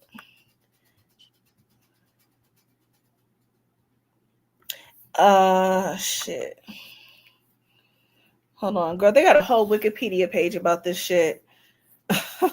Let me share this tab. Girl, they got a whole Wikipedia page. Hopefully they'll have their birthdays on here while we're reading it. But they have their names and ages. Girl, I don't know I'm about to screenshot this and send it to you. What? I found it. Accused 11, 1 jail employee, 1 jail inmate, and 9 acquaintances have been charged. They were not all Geminis, but no, I few think of it them was were Geminis. 5 or 6 of them that were Geminis. Yeah. That's what the comment said. Let me go down. But See did you if find they. it? Just go to Google and type this in. Ready? Yeah. You able to This. pull up Google? Yeah. Is that the list? Yeah, that's the list of the Oh. So here at the top, these are the ones who are still at large. These are the ones who are out here. Okay. These are the ones who've been I didn't captured. know. Yeah, because I have Antoine Macy, Jermaine Donald, Leo Tate, Derek Groves, Second degree Linton murder. Van Second degree Buren, murder. Charged with Gary second degree Price, murder. What the hell? Corey Murder, Boyd. assault, criminal damage, domestic abuse, battery. And it's crazy because some of them was going to get out eventually. Like, because they said that these people were moved to minimum security, which means some of Mm-hmm. them wasn't even in there for life or nothing like that, which is No, but stupid they because were now you awaiting just, trial. They were going to get some time. yeah, but even so, like now they about to get more time than they was going to get before they did this. Shit. They about to get charged for escaping prison. Then it's going to be time added on to whatever crimes they were already waiting to be sentenced to. Like, why did they think they was not going to get caught? This is America. Technology is too great for that. They got special. This fool They was got the captured facial in the recognition. captured in the French Quarter. Louisiana State Police said that one of the inmates, Kendall Miles, was found under a car in a hotel garage in the French Quarter. Ew. What How the many of them hell? escaped? 1, 2, 3, 4, 5, 6, 7. Because this is only 10. 7 on my list. Oh, okay, because then the recaptured inmates were Kendall Miles, Robert Moody, and then D. Cannon is Girl, this DKE, is the footage and of them Dennis. escaping. This is Let what me they were see. showing on the news clip. Like for real. Okay, and it was 8 hours before they even figured out that they were gone. Mm-mm. Now, the line of work that I do, I sit and watch cameras. This is the type of shit. If that happened on my job, that would have got me fired. Because this is the type of shit. Not that I work at a jail or anything, but I do security. That shit would have got me fired. Well, what is he doing? I guess that's like an outdoor. I don't know. Is he trying to open it? He's trying to open it. Let me speed up a little bit. Look at him. Who the hell he covering up his face? So damn, everybody else escaping. They could help his ass. He the only one jiggling that door. Look. Oh wait, hold on. Damn. Did they get the door open? I guess they did. Look, Yes, run, damn. nigga, run, 1, run, 2, 3, nigga, 4, run. 5, 6, 7, 8, 9, We's 10. free. 10. We's It's free. crazy because 10 is my favorite number. Girl, so they ran across the highway right here. They about to pop up. So I guess this is the jail right here, girl. And then I guess they're gonna start running across the highway right here. I think this is one of them right here. I feel like I'm looking at a body right here. Somebody standing right here. Oh, there they go right there. Yep. You see them? They're running out in the traffic. That is crazy. Yeah, they had help. They had help. This isn't the What's the Shawshank hell? Redemption. This isn't the Shawshank Redemption. These niggas had help. These niggas had help. Well, Dang, and I only got 3 back so far, so 7 still out there. No, they got 7 back, or 7 or 5. Shit, I don't know. No, wait, hold on. Well, the My Wikipedia list says on that they Google, have 5. my Google, because it says recaptured inmates as of May 25th of 2025. It's only 3 that they got. The rest of them is still out there based off of what I'm looking at. Damn, That's why I I thought was I telling thought you to they pull up. captured more. Nope, it looks like they only got 3. I wonder, when did they escape? When did this happen? This was May 16th. Mm. 6 of the 10 inmates were charged with murder. Oh, okay. 5 have been since captured as of May 20th. So I don't know if it's 3, 5, 7. Shit. Hell.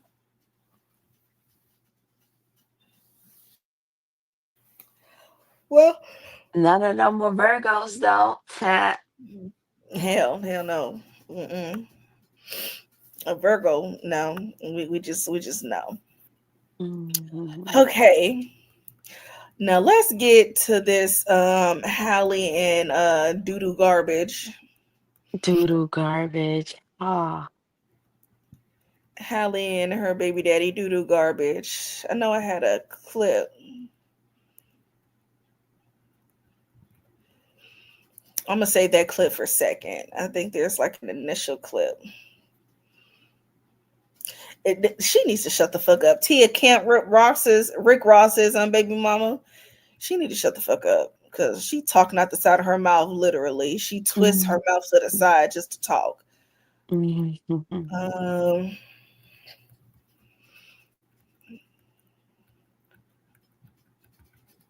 Damn, I don't have no clip on them like that. What the fuck?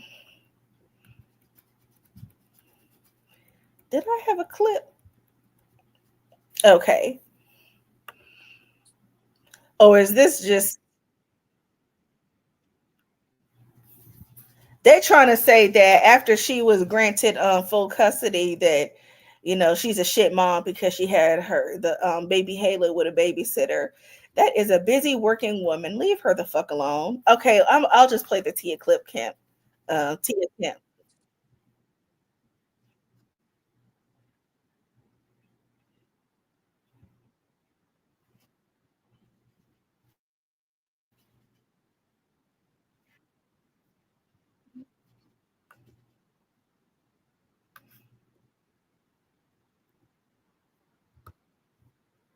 I'm about to play a video, right? Can you hear me?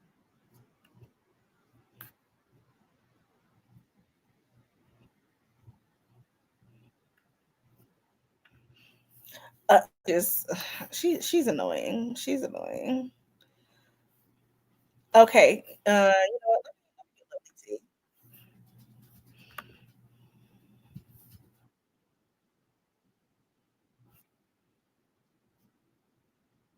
What the hell? Girl, what the hell? I don't know what happened. But yeah, I don't know if you was hearing me, but I was asking if you was about to play a video. Huh? What'd you say? I was asking if you were about to play a video, but I didn't know if you was hearing me. But yeah. Okay, I'm about to play it now. Hey, tea sippers. I hope you guys are doing good today. So we got some breaking news. Now, you guys know that I did a video this weekend on Holly Bailey. I know I always call her Haley for some reason, but her name is Holly.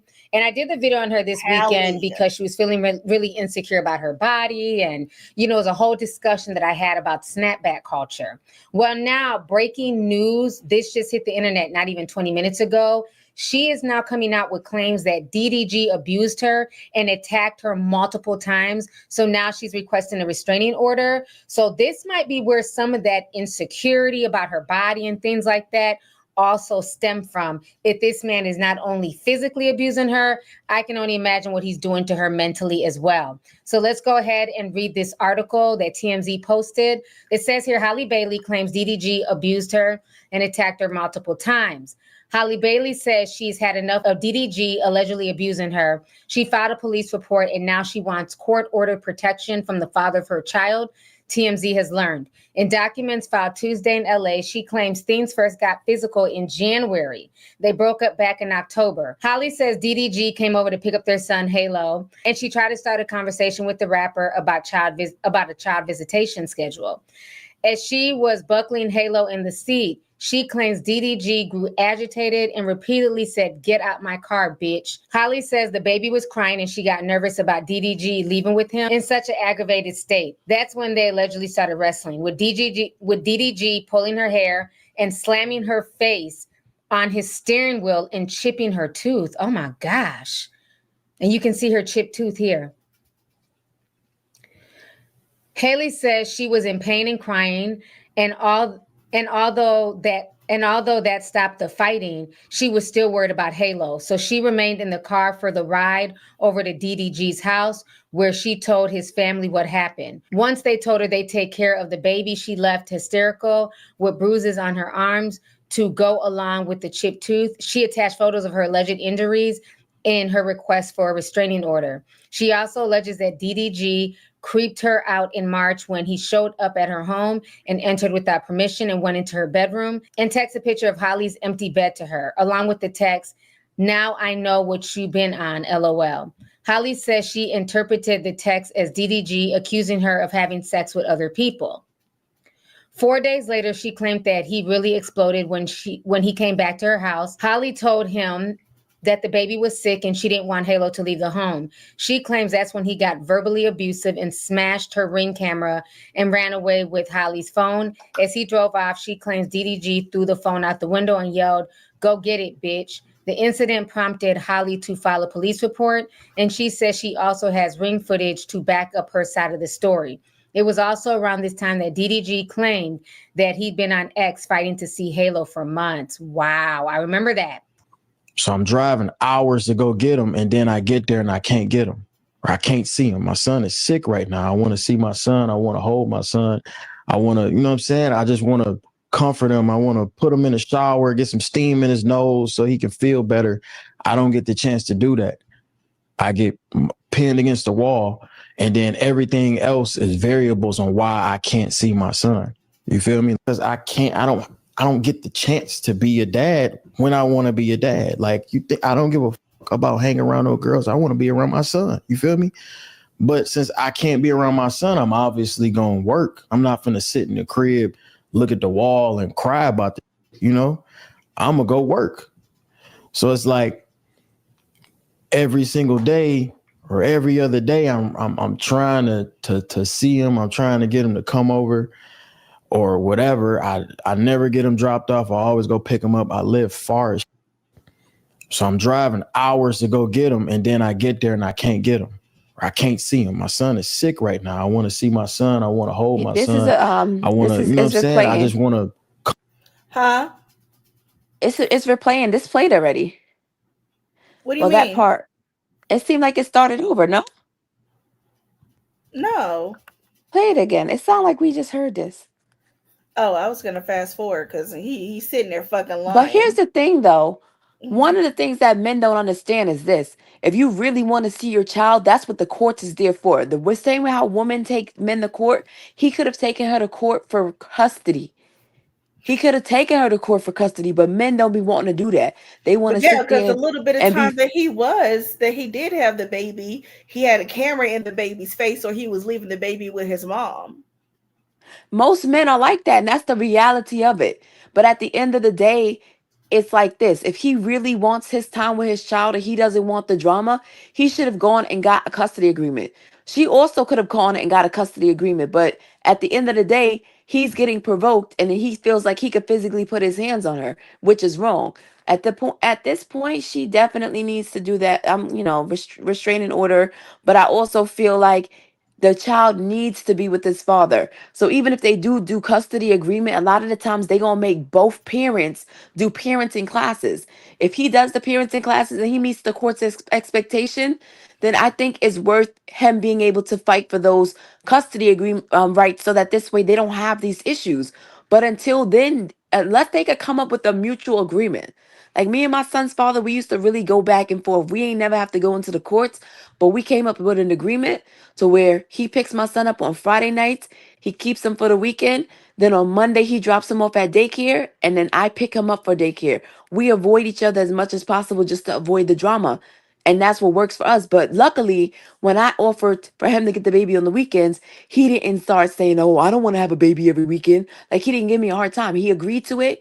We've been doing it for months now. It works. Everybody's happy. But if y'all can't come to an agreement like that, they need to let the courts allow and say, hey, it could be a week on, a week off. A week he's with his mom, a week he's with his dad. When he's with his dad, it doesn't matter who he's with, what he's doing, as long as that child is safe and taken care of. And I had to learn that because at one point, I didn't want my son around none of my, his father females or whatever. I didn't want none of that. But at this point, I realized as long as the child is safe and well taken care of, that's all that matters. And you'll know because your child is, especially eventually, the child is going to start talking. You're going to be able to look at your child and see how they are. You're going to be able to see how happy they are. Like one time, my son's father couldn't come pick my son up. So then he sent his cousin. When he sent his cousin, my son seen the cousin. My son was so happy, you know. So that's how I know when my son go over there, he's in good hands because he didn't see him and start crying, you know. So like I said, this is a very touchy topic, but like I said, with me, I've been through it when I was like, I really had a part of me that is like, oh, if I didn't know, but my son was younger, so I get it. But eventually you got to understand these kids, they get older and older. My son is 2. He could talk full sentences. He's about to be 3. But yeah, he could start, he'll tell me, oh, my daddy beat me because I peed on myself, And it's crazy because I personally don't beat my son for stuff like that, but his father has a different parenting style. But at least I'm to the point where my son communicates. My son is not crazily bruised or anything like that, and my son is happy. When I FaceTime my son, he's happy. So yeah, but this is touchy. This is a real touchy topic. But he put his hands on her, and I'm glad that she is brave enough to press charges or pretty much get the restraining order, whatever, the order of protection, whatever she got to do to protect herself to prevent being in that situation again. Because if she doesn't do this now, she could go through these same scenarios for the next 5 years. Now she's going to have that protection to where if he comes near her, he can go to jail. But yeah. I'm going to go ahead and continue. Yes, ma'am. I'm sorry. You know me. No, it's cool. It's cool. Now, he's saying that he couldn't, mind you, he showed up unannounced to her house when they were supposed to have a set schedule, huh? I said, which is creepy. Yes. And when the day that he showed up, she's right here explaining her and Halo were sick. It wasn't his day to come by and pick him up. Your son is sick. Your son cannot leave the house because he is sick. I don't know what that particular situation on the way he couldn't understand, but he decided to flip the narrative and go on his live and say, she's keeping my baby from me, when you knew damn well your son was sick.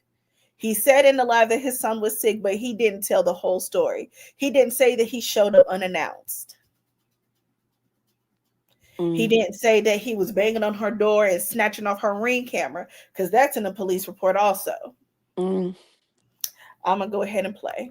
1 year, that's why I'm not posting.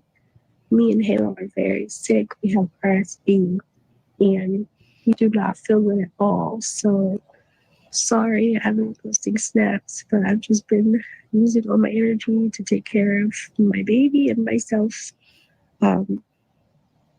Yeah, any mommies have any tips for this cold? We both have fevers on and off. We went to the doctor yesterday.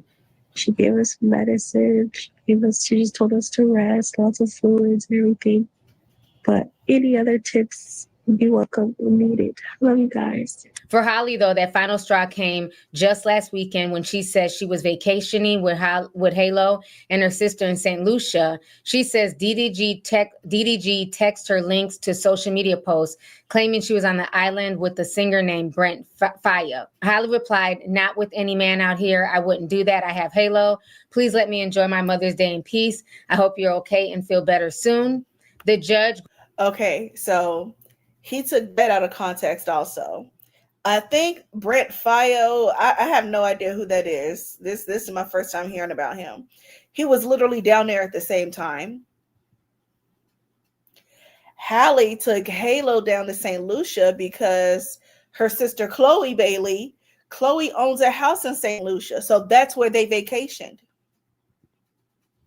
But even if she was with a man, that's not his business. That That's goes back to not what I was his saying. damn business. That goes back to what I was saying. Whether it was him and whoever as long as that baby is safe and well taken care of, there is no concern of his.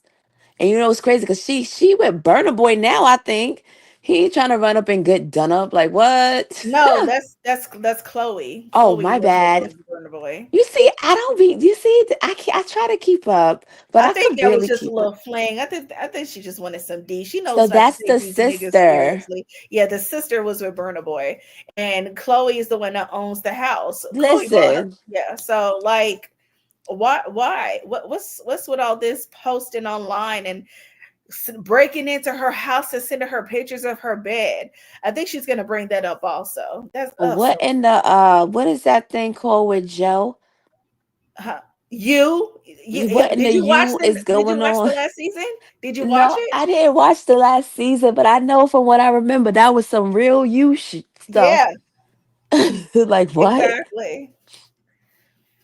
That's my nigga Joe. Hey, Girl, let me that's my tell you nigga this Joe. story. I went to New York last weekend, right? Oh, you did? I went to New York last week, and let me tell you this story. When you told about stuff like this shit is it's so crazy. But anyway, so it's me and my daughter's on. It's like 6, 7 in the morning. We left a party like at 5 a.m. I'm basically, we driving out. She's like, oh, so it's like a one-way road. It's one lane. The cars on the side is parked. Some way, somehow, an SUV squeezes up on the right side. Now, mind you, I'm not over there. My daughter's on as I'm driving. So the light turns green. They speed off. So then I blow my horn. Then Sasha was like, nah, don't do that because they had on masks and stuff. And the next thing you know, they stop in the middle of the street. They do some weird thing. They swerve around my car. Then I just stop and put my hazard lights on because now I don't know what they doing. So then now they get to the red light, mind you. They're like it's not. You're not supposed to make a right turn on red in New York City. It's New York City. Supposed to wait on that light. For whatever reason, they Oh, bust. For whatever reason, they bust a right turn. Right when they bust a right turn, the light is red. I'm like, oh nah, they on something for real. Plus, my daughter's aunt, she done said they had on ski masks. So then now she's like, she wants to go to the store. So I put in the store, like I had a store on my GPS. I drive a couple of blocks. We stop. There's a corner store. New York is most stores are on the corner. It's a corner store. Stop at the corner store. She gets out. She's in the bag. She's bent over. She's out the car. Her body's out the car. She's out the car, but she's bent over because her bag is in the car. She's grabbing whatever she needs to grab. I look to my left, girl. I see niggas with ski masks in my face in the vehicle in the same SUV. Girl, I was like, yo. Then the guy pulls his ski mask down. The one that's driving, the one that's in the passenger seat, he keeps his shit up. I go, Sasha's the niggas with the ski mask. I'm cursing. Then she go, oh shit. So she's just sitting there. She's still taking her time. I look at them. I said, nah, what the? I start cursing because I didn't know what else to do. I said, what the f y'all on? I said, what type of crap is that? Like, what do y'all really want for real? He was like, yo, Sasha kind of cute. That's my daughter's aunt name. He goes, Sasha kind of cute though. I was like, for real, what do y'all want? What's up? Then this car start blowing him. He was like, Ma, this is what we do. I said, yo, just do me a favor. Do them people that's blowing their horn at you behind you, just like how you did me. He's like, all right, I got you, Ma. He put his ski mask on, pull covers his face, and he speeds off. I don't even know what type of engine he got in his car in that SUV that made that thing go that fast. But girl, when I tell you, in that moment, I was like, I didn't know they was gonna pull out guns and start spraying. I was like, what is they on? But I was like, I can't be acting like no weak bitch out here in these streets. I was like, nigga, what up? What y'all want? Like, tell me what you want. The fuck?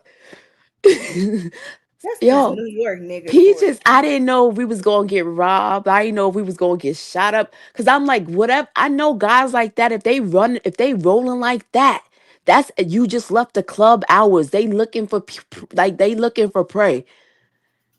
But I'm like, it's so crazy because they had made a turn like blocks ago, and they pulled up on me. Cause I was like going one way. When they pulled up on me, they was like, it was a two-way in the street, two-way street at this point.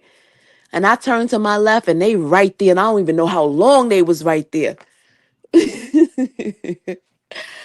Girl, that woke me up. That woke me up. Wow. woke me up. And it's so crazy because I'm like real nonchalant. And I'm just like, yo, I'm sure they had, pow pows, pew pews. It's a 22 in that or in that vehicle. I'm sure. Because at the end of the day, I could have been strapped and seen that and just popped off. Like they don't know what they was dealing with.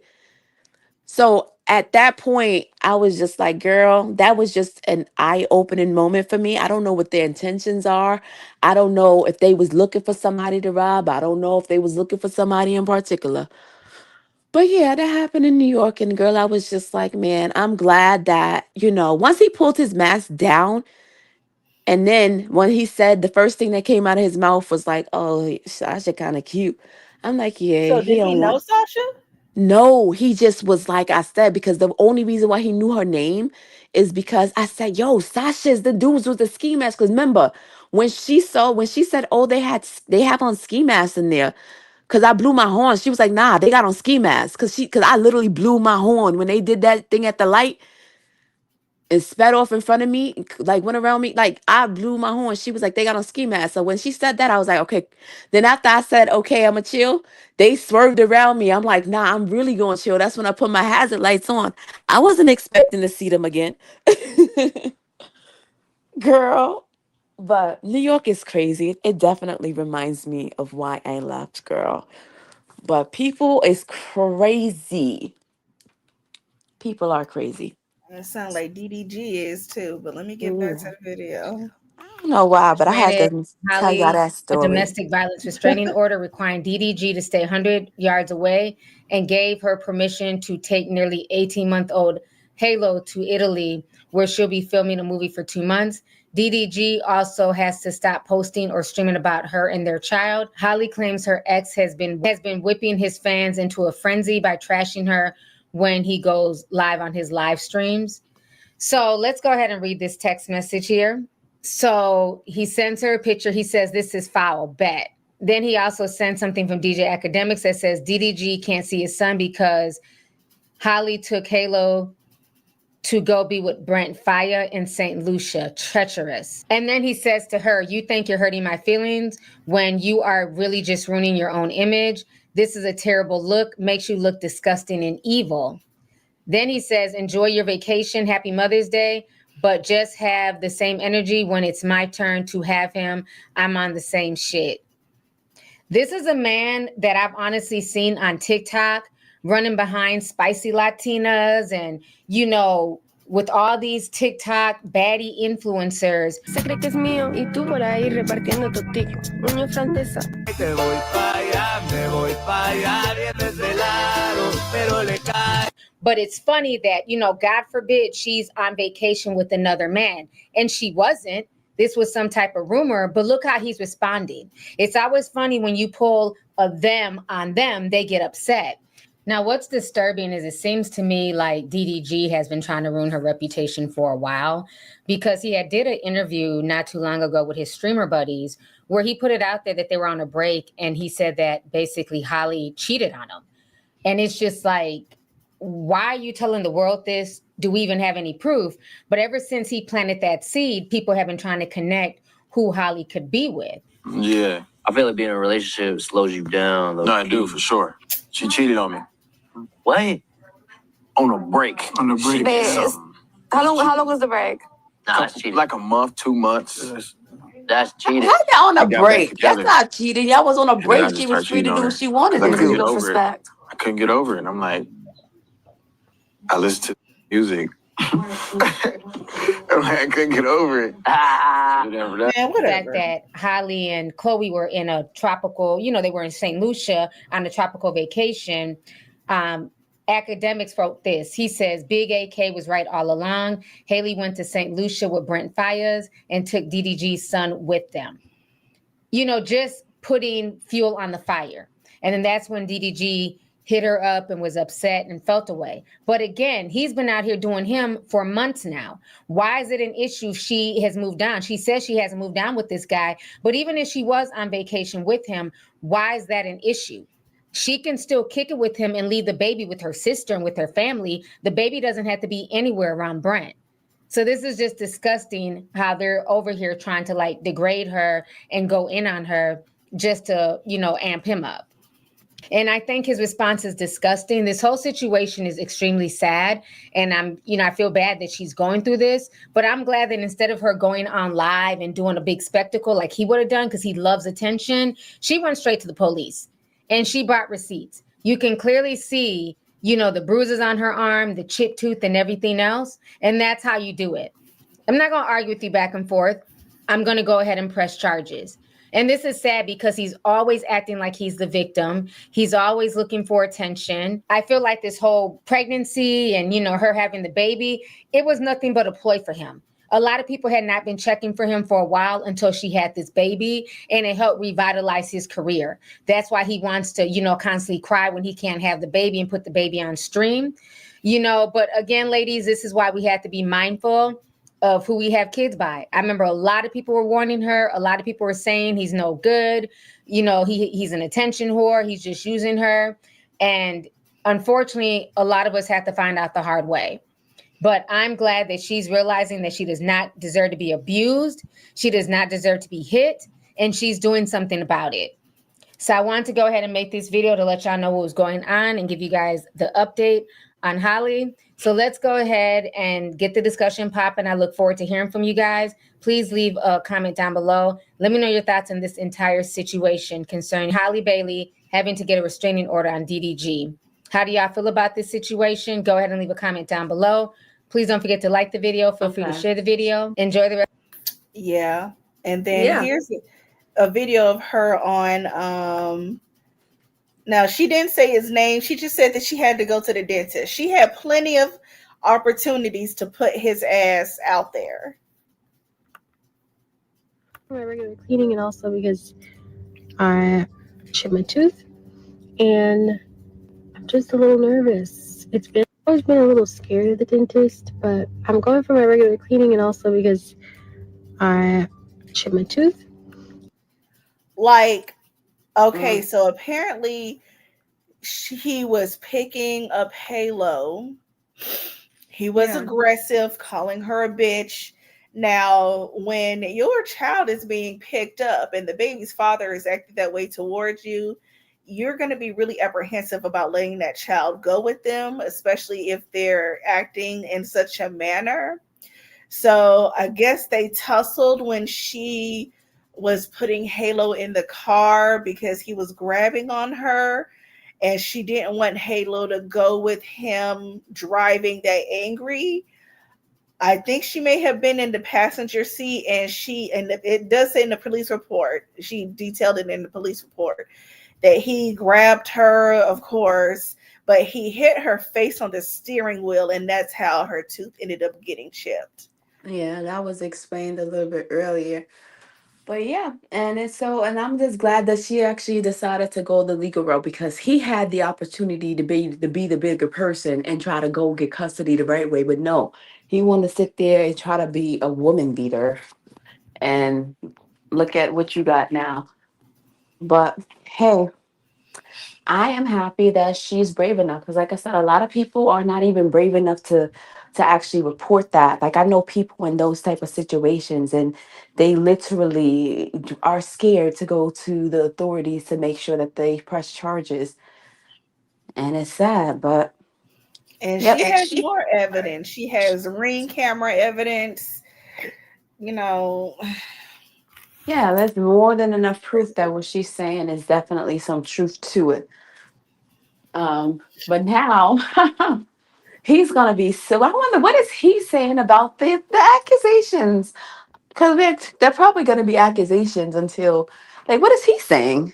He's not really saying anything. I hope he's He, getting like, you know why? Because he got smoke coming out his nose and his ears right now, because people know the truth, especially because he's very, like, he's giving narcissists, and narcissists hate when the world knows the bad that they've done. He's smoking right now, because if it wasn't true, knowing how he loved the attention, he would have been out there proving his innocence. But you can't prove your innocence when there's way too much proof against you, video proof and everything, you know.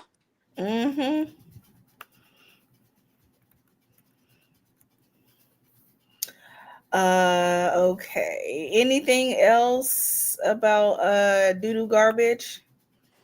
Little garbage. No, I don't have anything about that situation.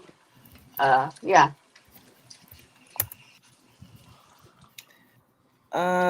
Just a moment while I get my Diddy trial stuff together. Oh, Lord.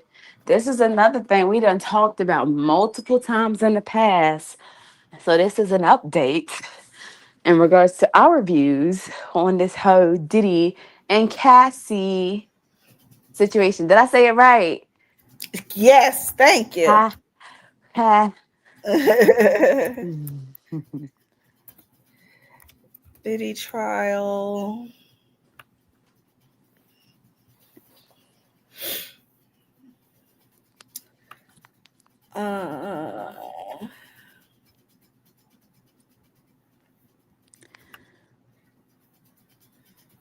I know the mother guys, they've been talking about the way I do what I do.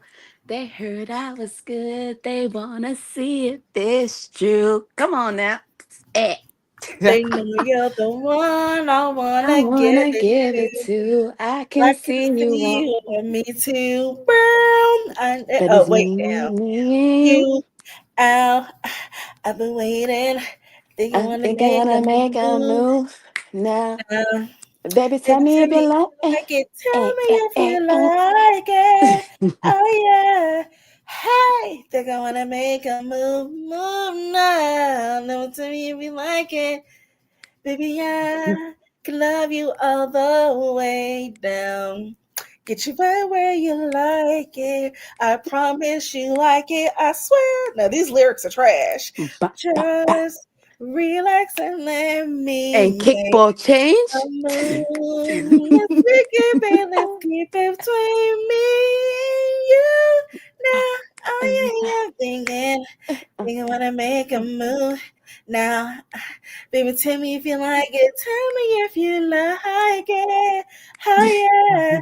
Hey, thinking wanna make a move now. Baby, tell me if you like it. It's me and you. It's me and you. It's It's me just and me and you. you. It's Hey, just hey. us two. Baby, tell me if you like it. Tell me if you like it. Hey. Oh, take me back to the early 2000s when we were still in West End. Oh What? my I was like, God. and kickball change. Hey. Oh, Miss Collier. Yeah. Miss Collier had us doing that dumb shit. Whoa. And kickball change. Kickball Kickball change. Hey. change. Had us singing the Temptations and shit. What Yeah. the hell? What's that Hold shit? up. FYI, Peaches and I actually went to the same high school together. We were actually in chorus together, although we're not the best singers and whatnot. But listen, we blend in very well. But we had this one music teacher, man. She was Caucasian and she tried to do a Motown thing and it just was not working out. She on some teaching us dance moves. She on some kickball change, kickball change. But then let me tell you what happened. They ended up getting rid of her. And it's funny because this same No. She quit, remember? Oh, she quit. Oh, my bad. She But listen, it's quit. funny because the same teacher, she went to Peach's house. That's a whole long nother story. But anyways, we ended up getting Mr. Birdsong now, right? And Mr. Birdsong, shout out to Mr. Birdsong. He came through. He turned the choir into I don't even know. Like we was out there. Look, what's that movie? Well, Whoopi Goldberg. Listen, we was out there. We was like, we Sister was the Act. best. It was like Sister Act. We was the best thing popping. Yo, we used to have people in tears. You remember when we Nigga, did Mr. Imagine Birdsong was Me? at my damn house too. Loving what I see when the mirror looks at me, cause I imagine me. Remember? Mr. Did you? Birdsong was at my house too. Everybody was at Peach's house. Shit.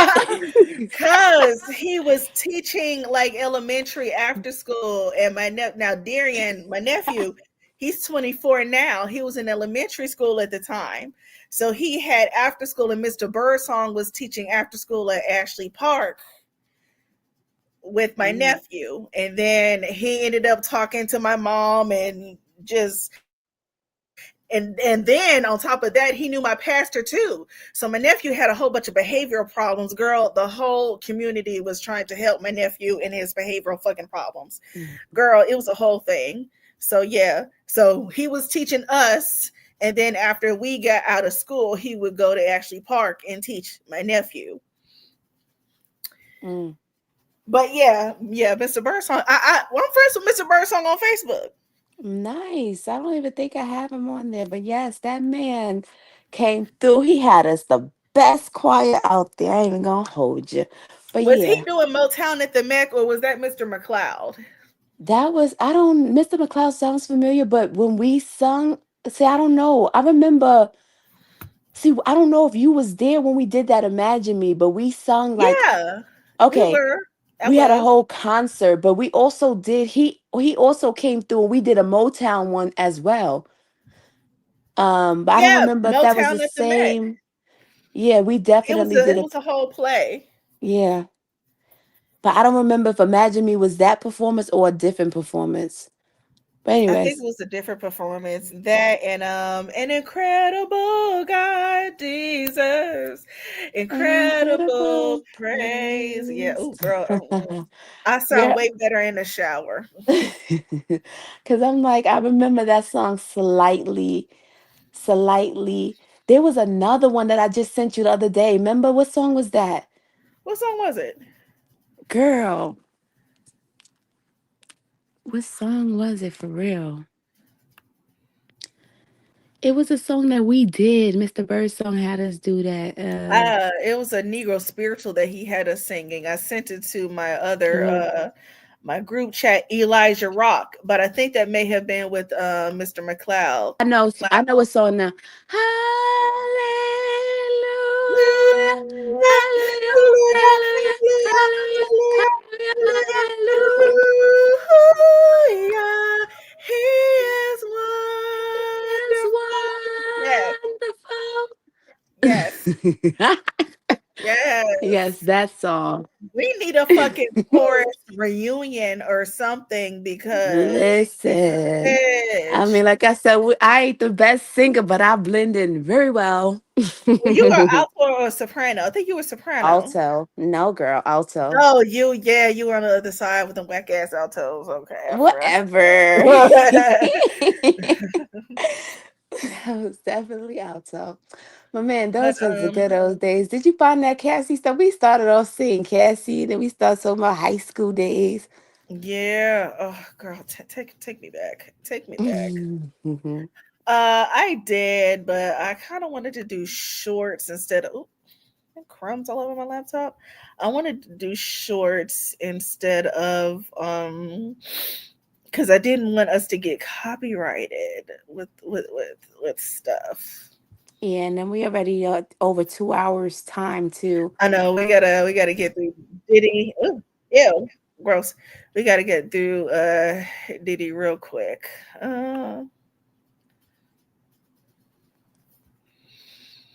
It's just a lot of details in this case. It's so girl, the thing that stuck out to me was when Cassie testified, she said something about Diddy liked for uh the male prostitutes to finish on her, to ejaculate on her, and then she would rub the leftovers from the male prostitutes. Diddy wanted her to rub that on his nipples.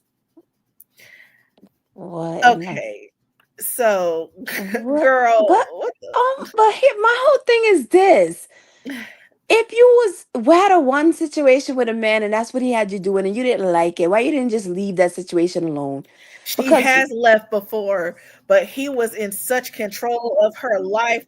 This is where the whole "is she really a victim" so discussion you comes do from. like so you do like what's her name, Halle Bailey, and you go to the police and you get you a police report and a restraining order and let them know that this man is forcing you into sexual activities that you do not wish to participate in.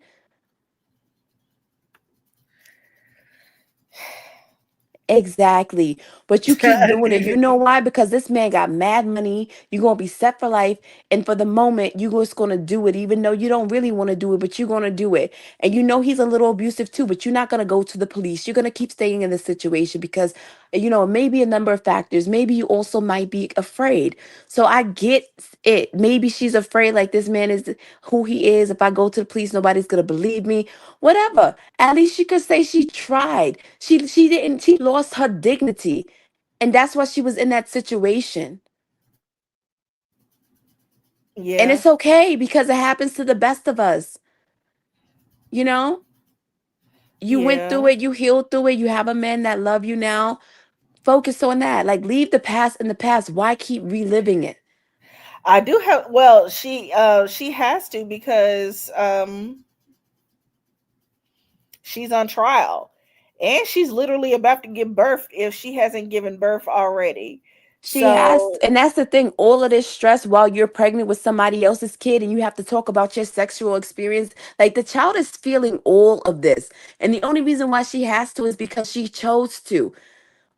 Which at this point, I wouldn't want to have my baby, because what people don't understand, and I noticed this especially in my children and their personalities. Whatever you feel during your pregnancy, your child feels that too. And you'll start to notice certain little things in your child as your child ages. And that's why, like, this is not something she should have been focused on while she's supposed to be focused on growing a healthy baby. And like I said, a lot of uh-huh. people don't be thinking that far ahead, and you don't realize until you get older. The next thing you know, your son want to watch girls have sex with male porn stars and want the leftovers rubbed on his Girl, nipples. apparently this shit started with Diddy's mom. Cause back in the 70s, she was a little freak also. She was a freak that got Didn't he pregnant by used a to kiss his mama on the lips too? Yeah, that was a clip of that, him kissing his mama on the lips. She was a freak who got pregnant by a drug dealer who was messing around with the mob and these New York gangsters, Frank Lucas and all them other niggas, and he ended up snitching and got himself killed. That's the type of nigga that made Diddy a freak bitch and a snitching ass nigga. That's what made Mm-mm. Diddy. Let's go ahead with the clippy clip. Hopefully we don't get copyrighted with this shit. Well, the jury ended the week hearing testimony from rapper Kid Cudi. Chris Tritico, our Fox 20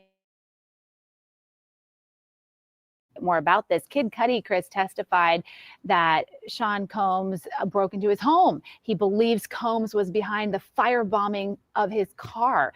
What charge was this testimony important for? So this plays into the RICO case against Diddy. Mm-hmm. If you'll remember, Cassie testified that Combs, when he found out about their relationship, Cassie testified that he told her that he was going to firebomb his car. His car was going to burn.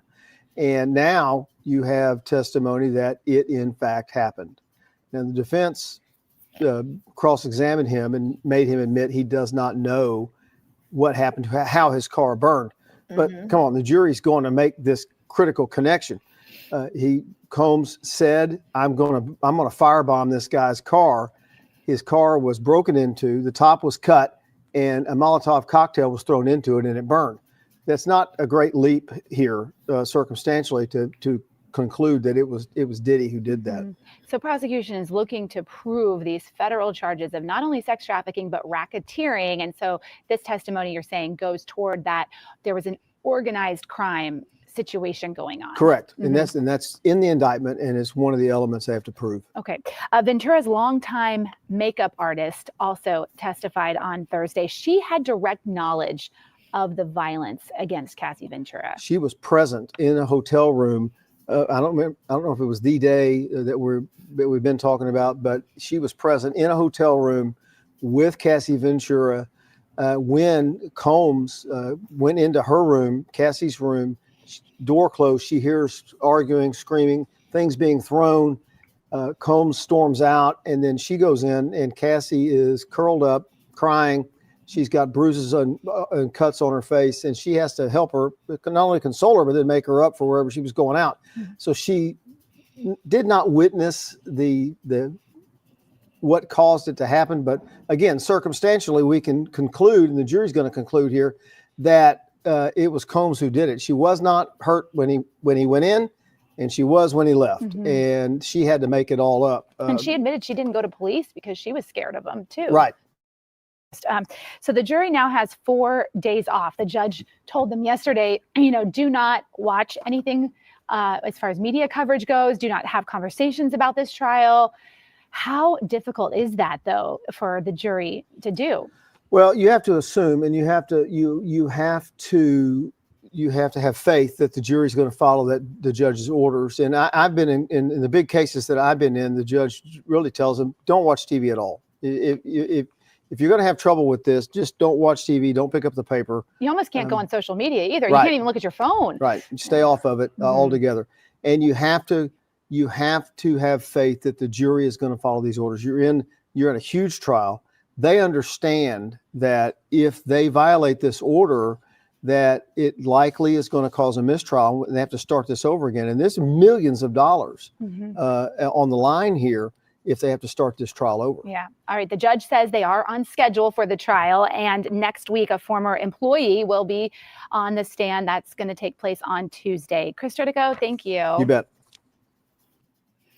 All right. So that's just an update from the trial, along with fucking Jaguar, right? There's millions of dollars. There's millions of dollars in Diddy money that's on the line. Because Diddy's money is what they being taken to court and being sued for. Because I think she's suing for a few million. That's the only reason why she has to testify, is because she wants that money. But like I said, she had the opportunity back in the days to, like I said, she participated in it. And I know she basically she was physically abused, but she could have went to the police the moment that was happening. I get being scared. Being scared. This is It's the very lawyer that hard to dropped prove out a conspiracy of one and all of this is this, the and lawyer it's that rarely dropped out of done. this case. Hold on, you got to pause that. Okay, He go ahead. seems to think that Cassie is a co-conspirator. Well, let's see what he says. I don't know where should we start? Man, we can start off with some of the testimony and what has been said either by Cassidy or the male escort, and we can kind of work our way into it. But I'll tell you this. And are we doing the recap of Did he say the first Cassidy? week? Yeah. Okay. We haven't spoke on it. Yeah, he mispronounced her name, but now I don't feel bad. He was Diddy's lawyer, but he dropped out of the case. Oh, well, now I don't feel bad when I say Casey or whatever I be saying that's wrong. Right. We can just talk about it, have a conversation about what you think or what I think took place in that first week. You can ask me questions in regard to that, but I will tell you that the caveat and the thing that you want to use your reels for is Cassidy is not who we think Cassidy is in this trial. Okay, let's break that down, because I've been watching the trial. Right. I've watched every second of this trial. I've gotten everybody's information on this trial.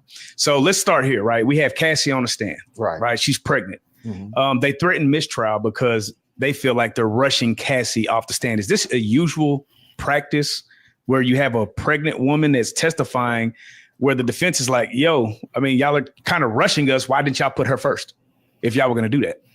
You have the right to put your case in whatever order you want. And right now it's the government's case. And so at first I was like everyone else, like, why did they put her on first? But now I get it. I think I truly understand. And so I'm hoping that my track record of being 11 for 11 correct on what's happening with the case. I hope I'm keeping my track record intact, but I think I honestly see where the government is going with this. Got you. Hold on, Juanita. Yeah. We have a rare comment on the screen. Hold on. What does it say? It's down on the side. It says, y'all, it came in 20 minutes ago. I didn't even see it. Y'all old hoes hating. Diddy is retarded, but Diddy G innocent. I don't know how y'all made it a trend to hate on him, but brew ain't, I guess he meant bruh. If you're gonna cuss people out, do it with the word spelled correctly in the correct grammar. Bruh ain't never got into it with no woman ever. Use your brain. Okay. Well, that was our first comment. All right. And God knows when. Um, okay, and that's from our YouTube. So at least somebody's watching. Thank you for tuning in. Thanks for the view. Thank you so much. At the end of the day, whatever accusations are being made, the girl has video proof. Until he has video proof showing otherwise, the case is dismissed. Have not a nice day, sir. Have not a nice day. No, let's get back to the video. Just show a few minutes of it, but I'm just now seeing that comment. So let me figure out how to get that shit down while he talks. Because a lot of people don't, right? A lot of people are like, they keep making her disclose her sexual deviancy, if you will, and they keep talking about abuse, and they're all like, we're trying to tie this into sex trafficking, but we don't see it yet.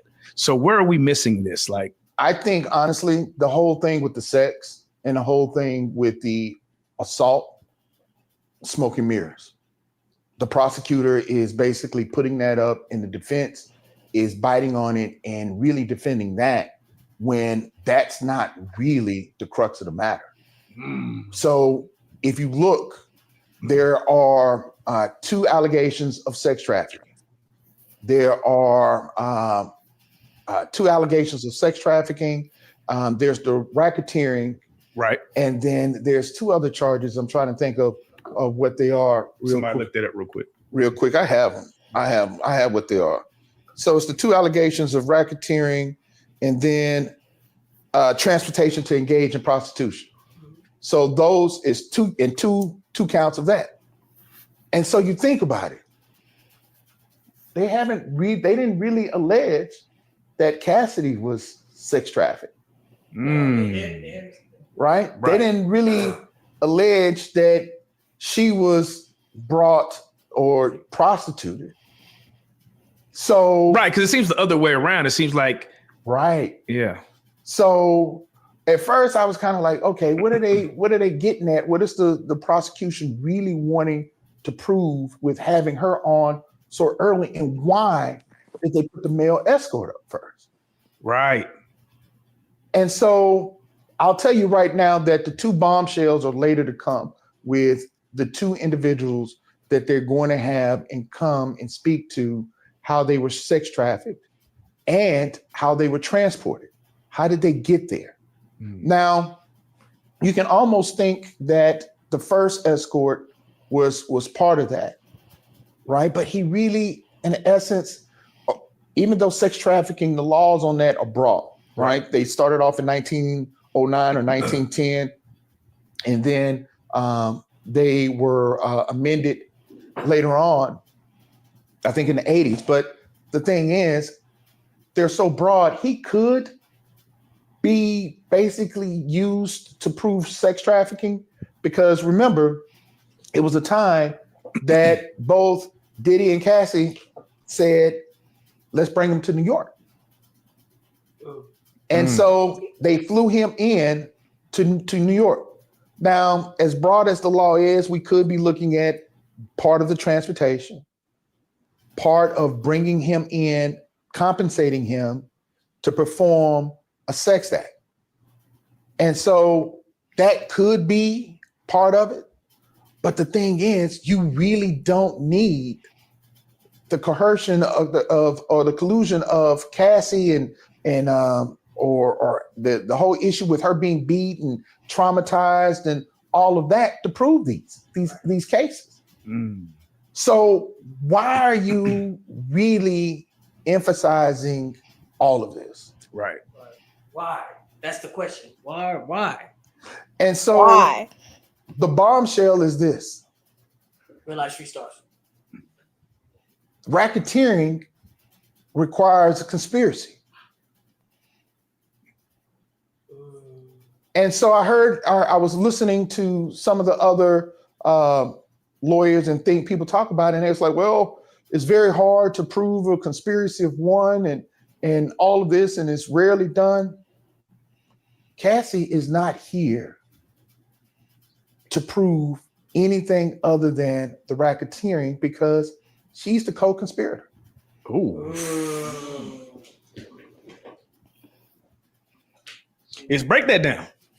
She's the co-conspirator. How? Because she's the co-conspirator because in order for you to have the racketeering portion of it, you have to make an agreement that we're going to commit a crime. And racketeering and conspiracy is different than just conspiracy, because conspiracy usually involves just that one act. Like, we're going to rob this bank. But racketeering and conspiracy means multiple instances of breaking the law for a particular end. Oh, shit. The transportation of the prostitutes were part of that. And since I've been on this show, I've always told you that the main thing that to get you caught up is the transfer of money through wire, Cash App, and some of the other acts, or some of the other means. That all the elements are met. She's the co-conspirator. The crime is prostitution. You can even throw in money laundering if they paid cash, because now you paid someone to commit an illegal act in a means in which it's unrecorded. And they just up there telling it too. They up there willingly telling it. That's the crazy part. Because everyone is so confused and so focused in on the sex acts that are happening. Like, we're talking about the peeing. And who did Puffy ask him to pee, or did she ask him to pee? Right. We're talking more like my man Iverson said. You're talking about peeing? You're talking about peeing? We're on trial for racketeering, and you're talking sex trafficking, and you're talking about peeing? Because that whole incident, that whole situation is meant to really potentially take the defense off their game. And so they're focusing in on, they keep saying it. Yeah, he's a bad guy. And they're more focused on saying, okay, he's a bad guy. He beats women. That's a state crime. We're not in state court. And so that's not the issue. And so she is the co-conspirator. She tells how she went and got the item. She tells about how they recruited them, how they got people in, the acts that took place. So she's laying down she's literally up there ratting on the conspiracy. Okay, that's why people feel like she's not a victim. Basically, hold on. Pretty much, long story short, she was a prostitute. She helped recruit people. And she was part of the crime. She participated too. But prosecution is going to say that Diddy made her do that. Diddy didn't make her do nothing, because she was a grown woman that was of age. Because at the end of the day, if I would have been in that situation, I would have disappeared. I would have moved from New York to North Carolina real quick. I would have went off the map. And that's especially if I was too scared to go to the police. And I know, because I did it before. That wasn't my situation. Like, I was in New York and I got pregnant, and because of that, I just dipped. I didn't tell nobody where I was going. Everybody was confused. Like, I got pregnant, didn't want nobody to know. I disappeared. People was wondering where I went. Untraceable. Yeah, but you didn't have a fucking millionaire, almost billionaire with resources to track your ass down. That's why I would have did a police report and then left. And now I have a restraining order. He would have got locked up years ago had he came near her. Especially if she would have left this, like, in those type of situations, sometimes unfortunately you have to go on the run for your own safety. Like, it's been people that did it all the time. Like, they'll go from New York all the way to California where nobody knows him. He got the least amount of people. Actually, he got beef in Cali because of the Biggie and Tupac. He wasn't gonna come to Cali for. Like, come on. Yes, he was. He has houses in Cali. That's where they arrested him from. No, I was just throwing out I don't know those specifics. He could have went somewhere where he didn't have no connections. Because I'm sure she knew him well enough to know where he didn't have connections, or where his enemies was, or somewhere that she can go just to get away from that life. She could have went to the police and then disappeared. She could have been doing what she's doing now back then. You understand? But no, she literally did it and participated in it. Like I said, based off of what he's saying, is if it was a one-off situation, it would be one thing, but she literally participated and contributed to that crime. So she pretty much was a prostitute, but she was also recruiting, and she did all of those things because that's the lifestyle that she chose. So he definitely pointed out some very valid points, but I still feel like, once you get, like, it's never going to be any justifying beating a woman. Like all those little sexual weird shit, like, listen, they all grown, they know, they consenting adults. But that putting your hands on a woman, I will never condone it. I would never respect it. But those sexual crimes, she was a prostitute, basically. She was his hoe. And whatever daddy wanted, daddy got. Tuh. He definitely wanted the Punisher. Have you heard about the sex worker named the Punisher? No, but you know what's so crazy? And that people it's crazy because people do not talk about this. And I know you're not dating, but girl, let me tell you, men are weird. A lot of guys got weird fetishes. Like they like to choke. Who was it? They like to choke you while they having sex with you. People don't want to speak on it, but men like that. It's weird. I'm like, I don't get it. What is it about you choking the shit out of hoe that turns you on? Girl, come on. Was it that Shannon Sharp guy? Wasn't he on trial because he choked the Yeah, but white girl? yeah, But yeah, guys like that. It turns them on. It's weird to but me. I'm not to say that she was asking to get abused or harmed, but she was asking for it rough, and she used that against Shannon Sharp. She asked for it rough Yeah, like play, and then role complained about playing. getting choked. Yeah, the role playing, act like you're breaking in and doing this and choke me in the process. She Like asked for it and then that. complained about it. That That that's is what crazy.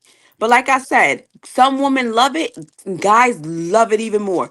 And it's so weird to me because I'm like, what is it about a guy choking a girl that turns him on?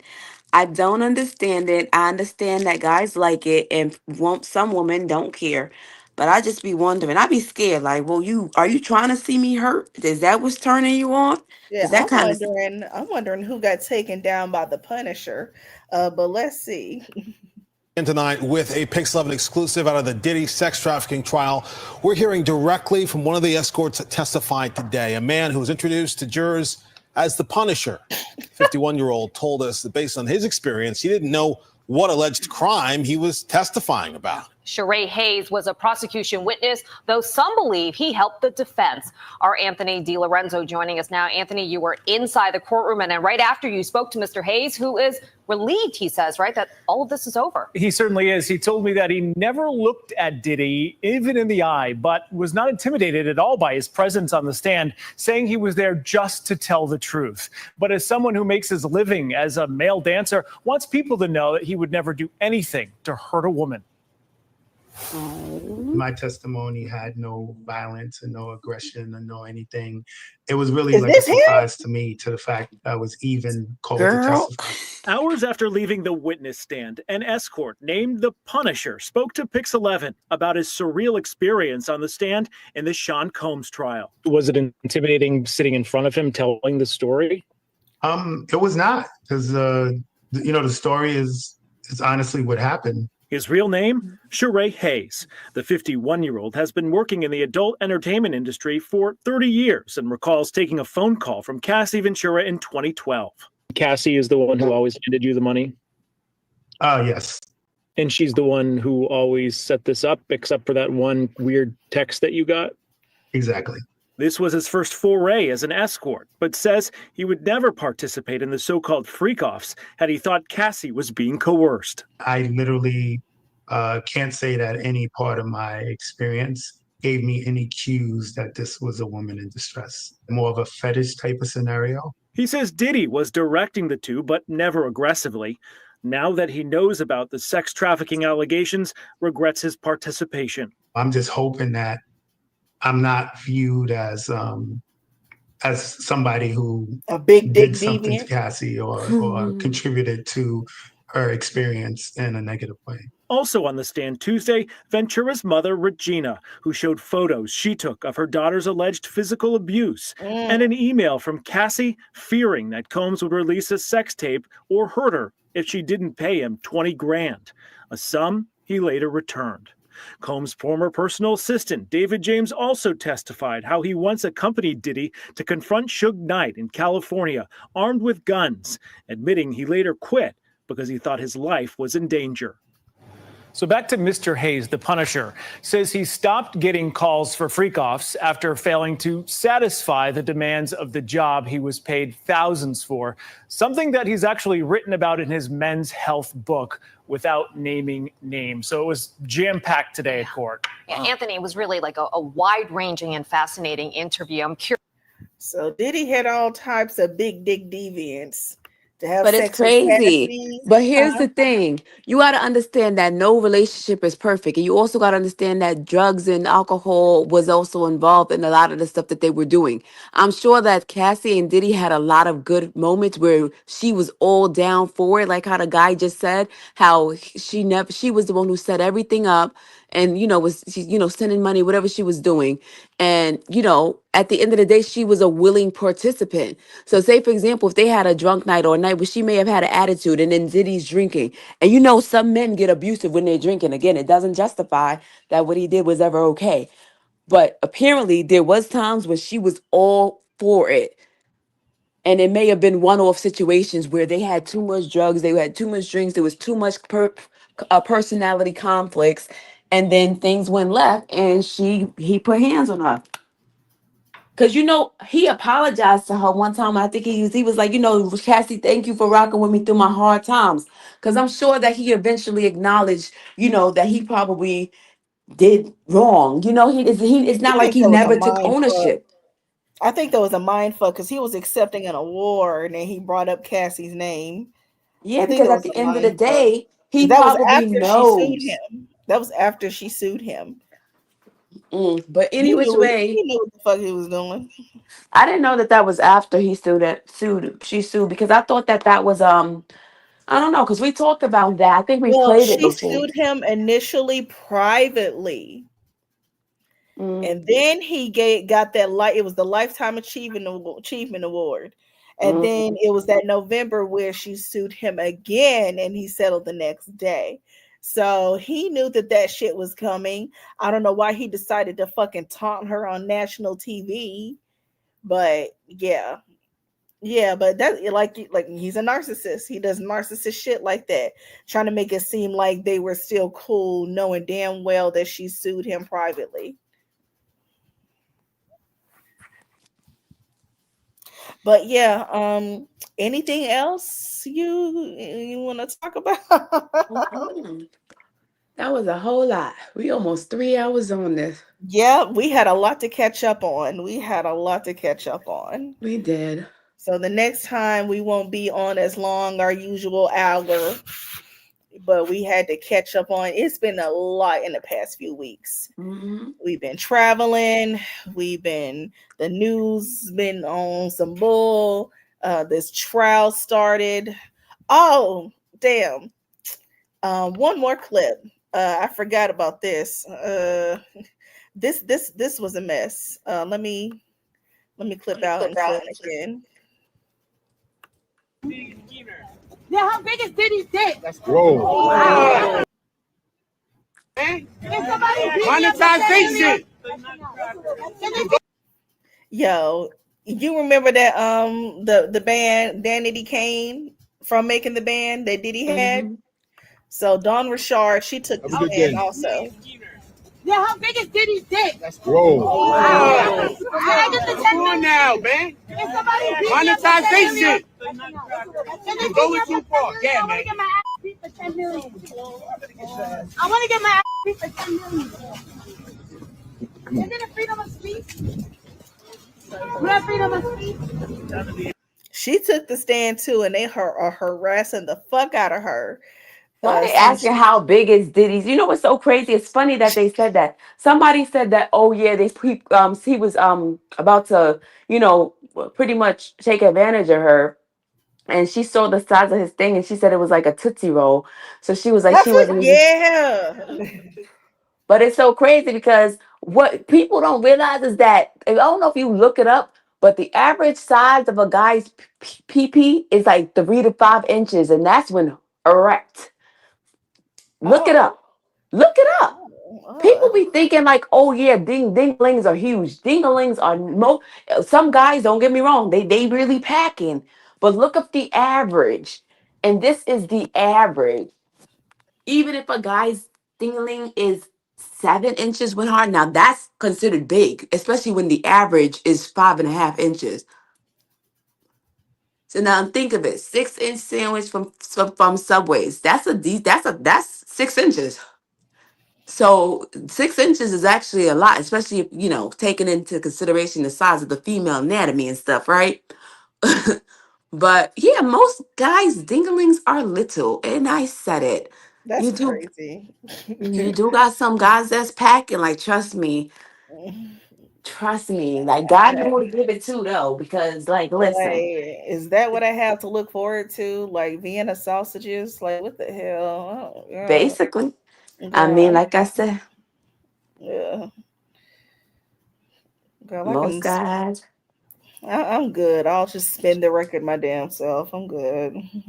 Yeah. But when you said that, I'm not surprised. Most guys that's like that, they are like that because they need that female attention. Like, they need that, they need to feel in control. They already ain't got it down there.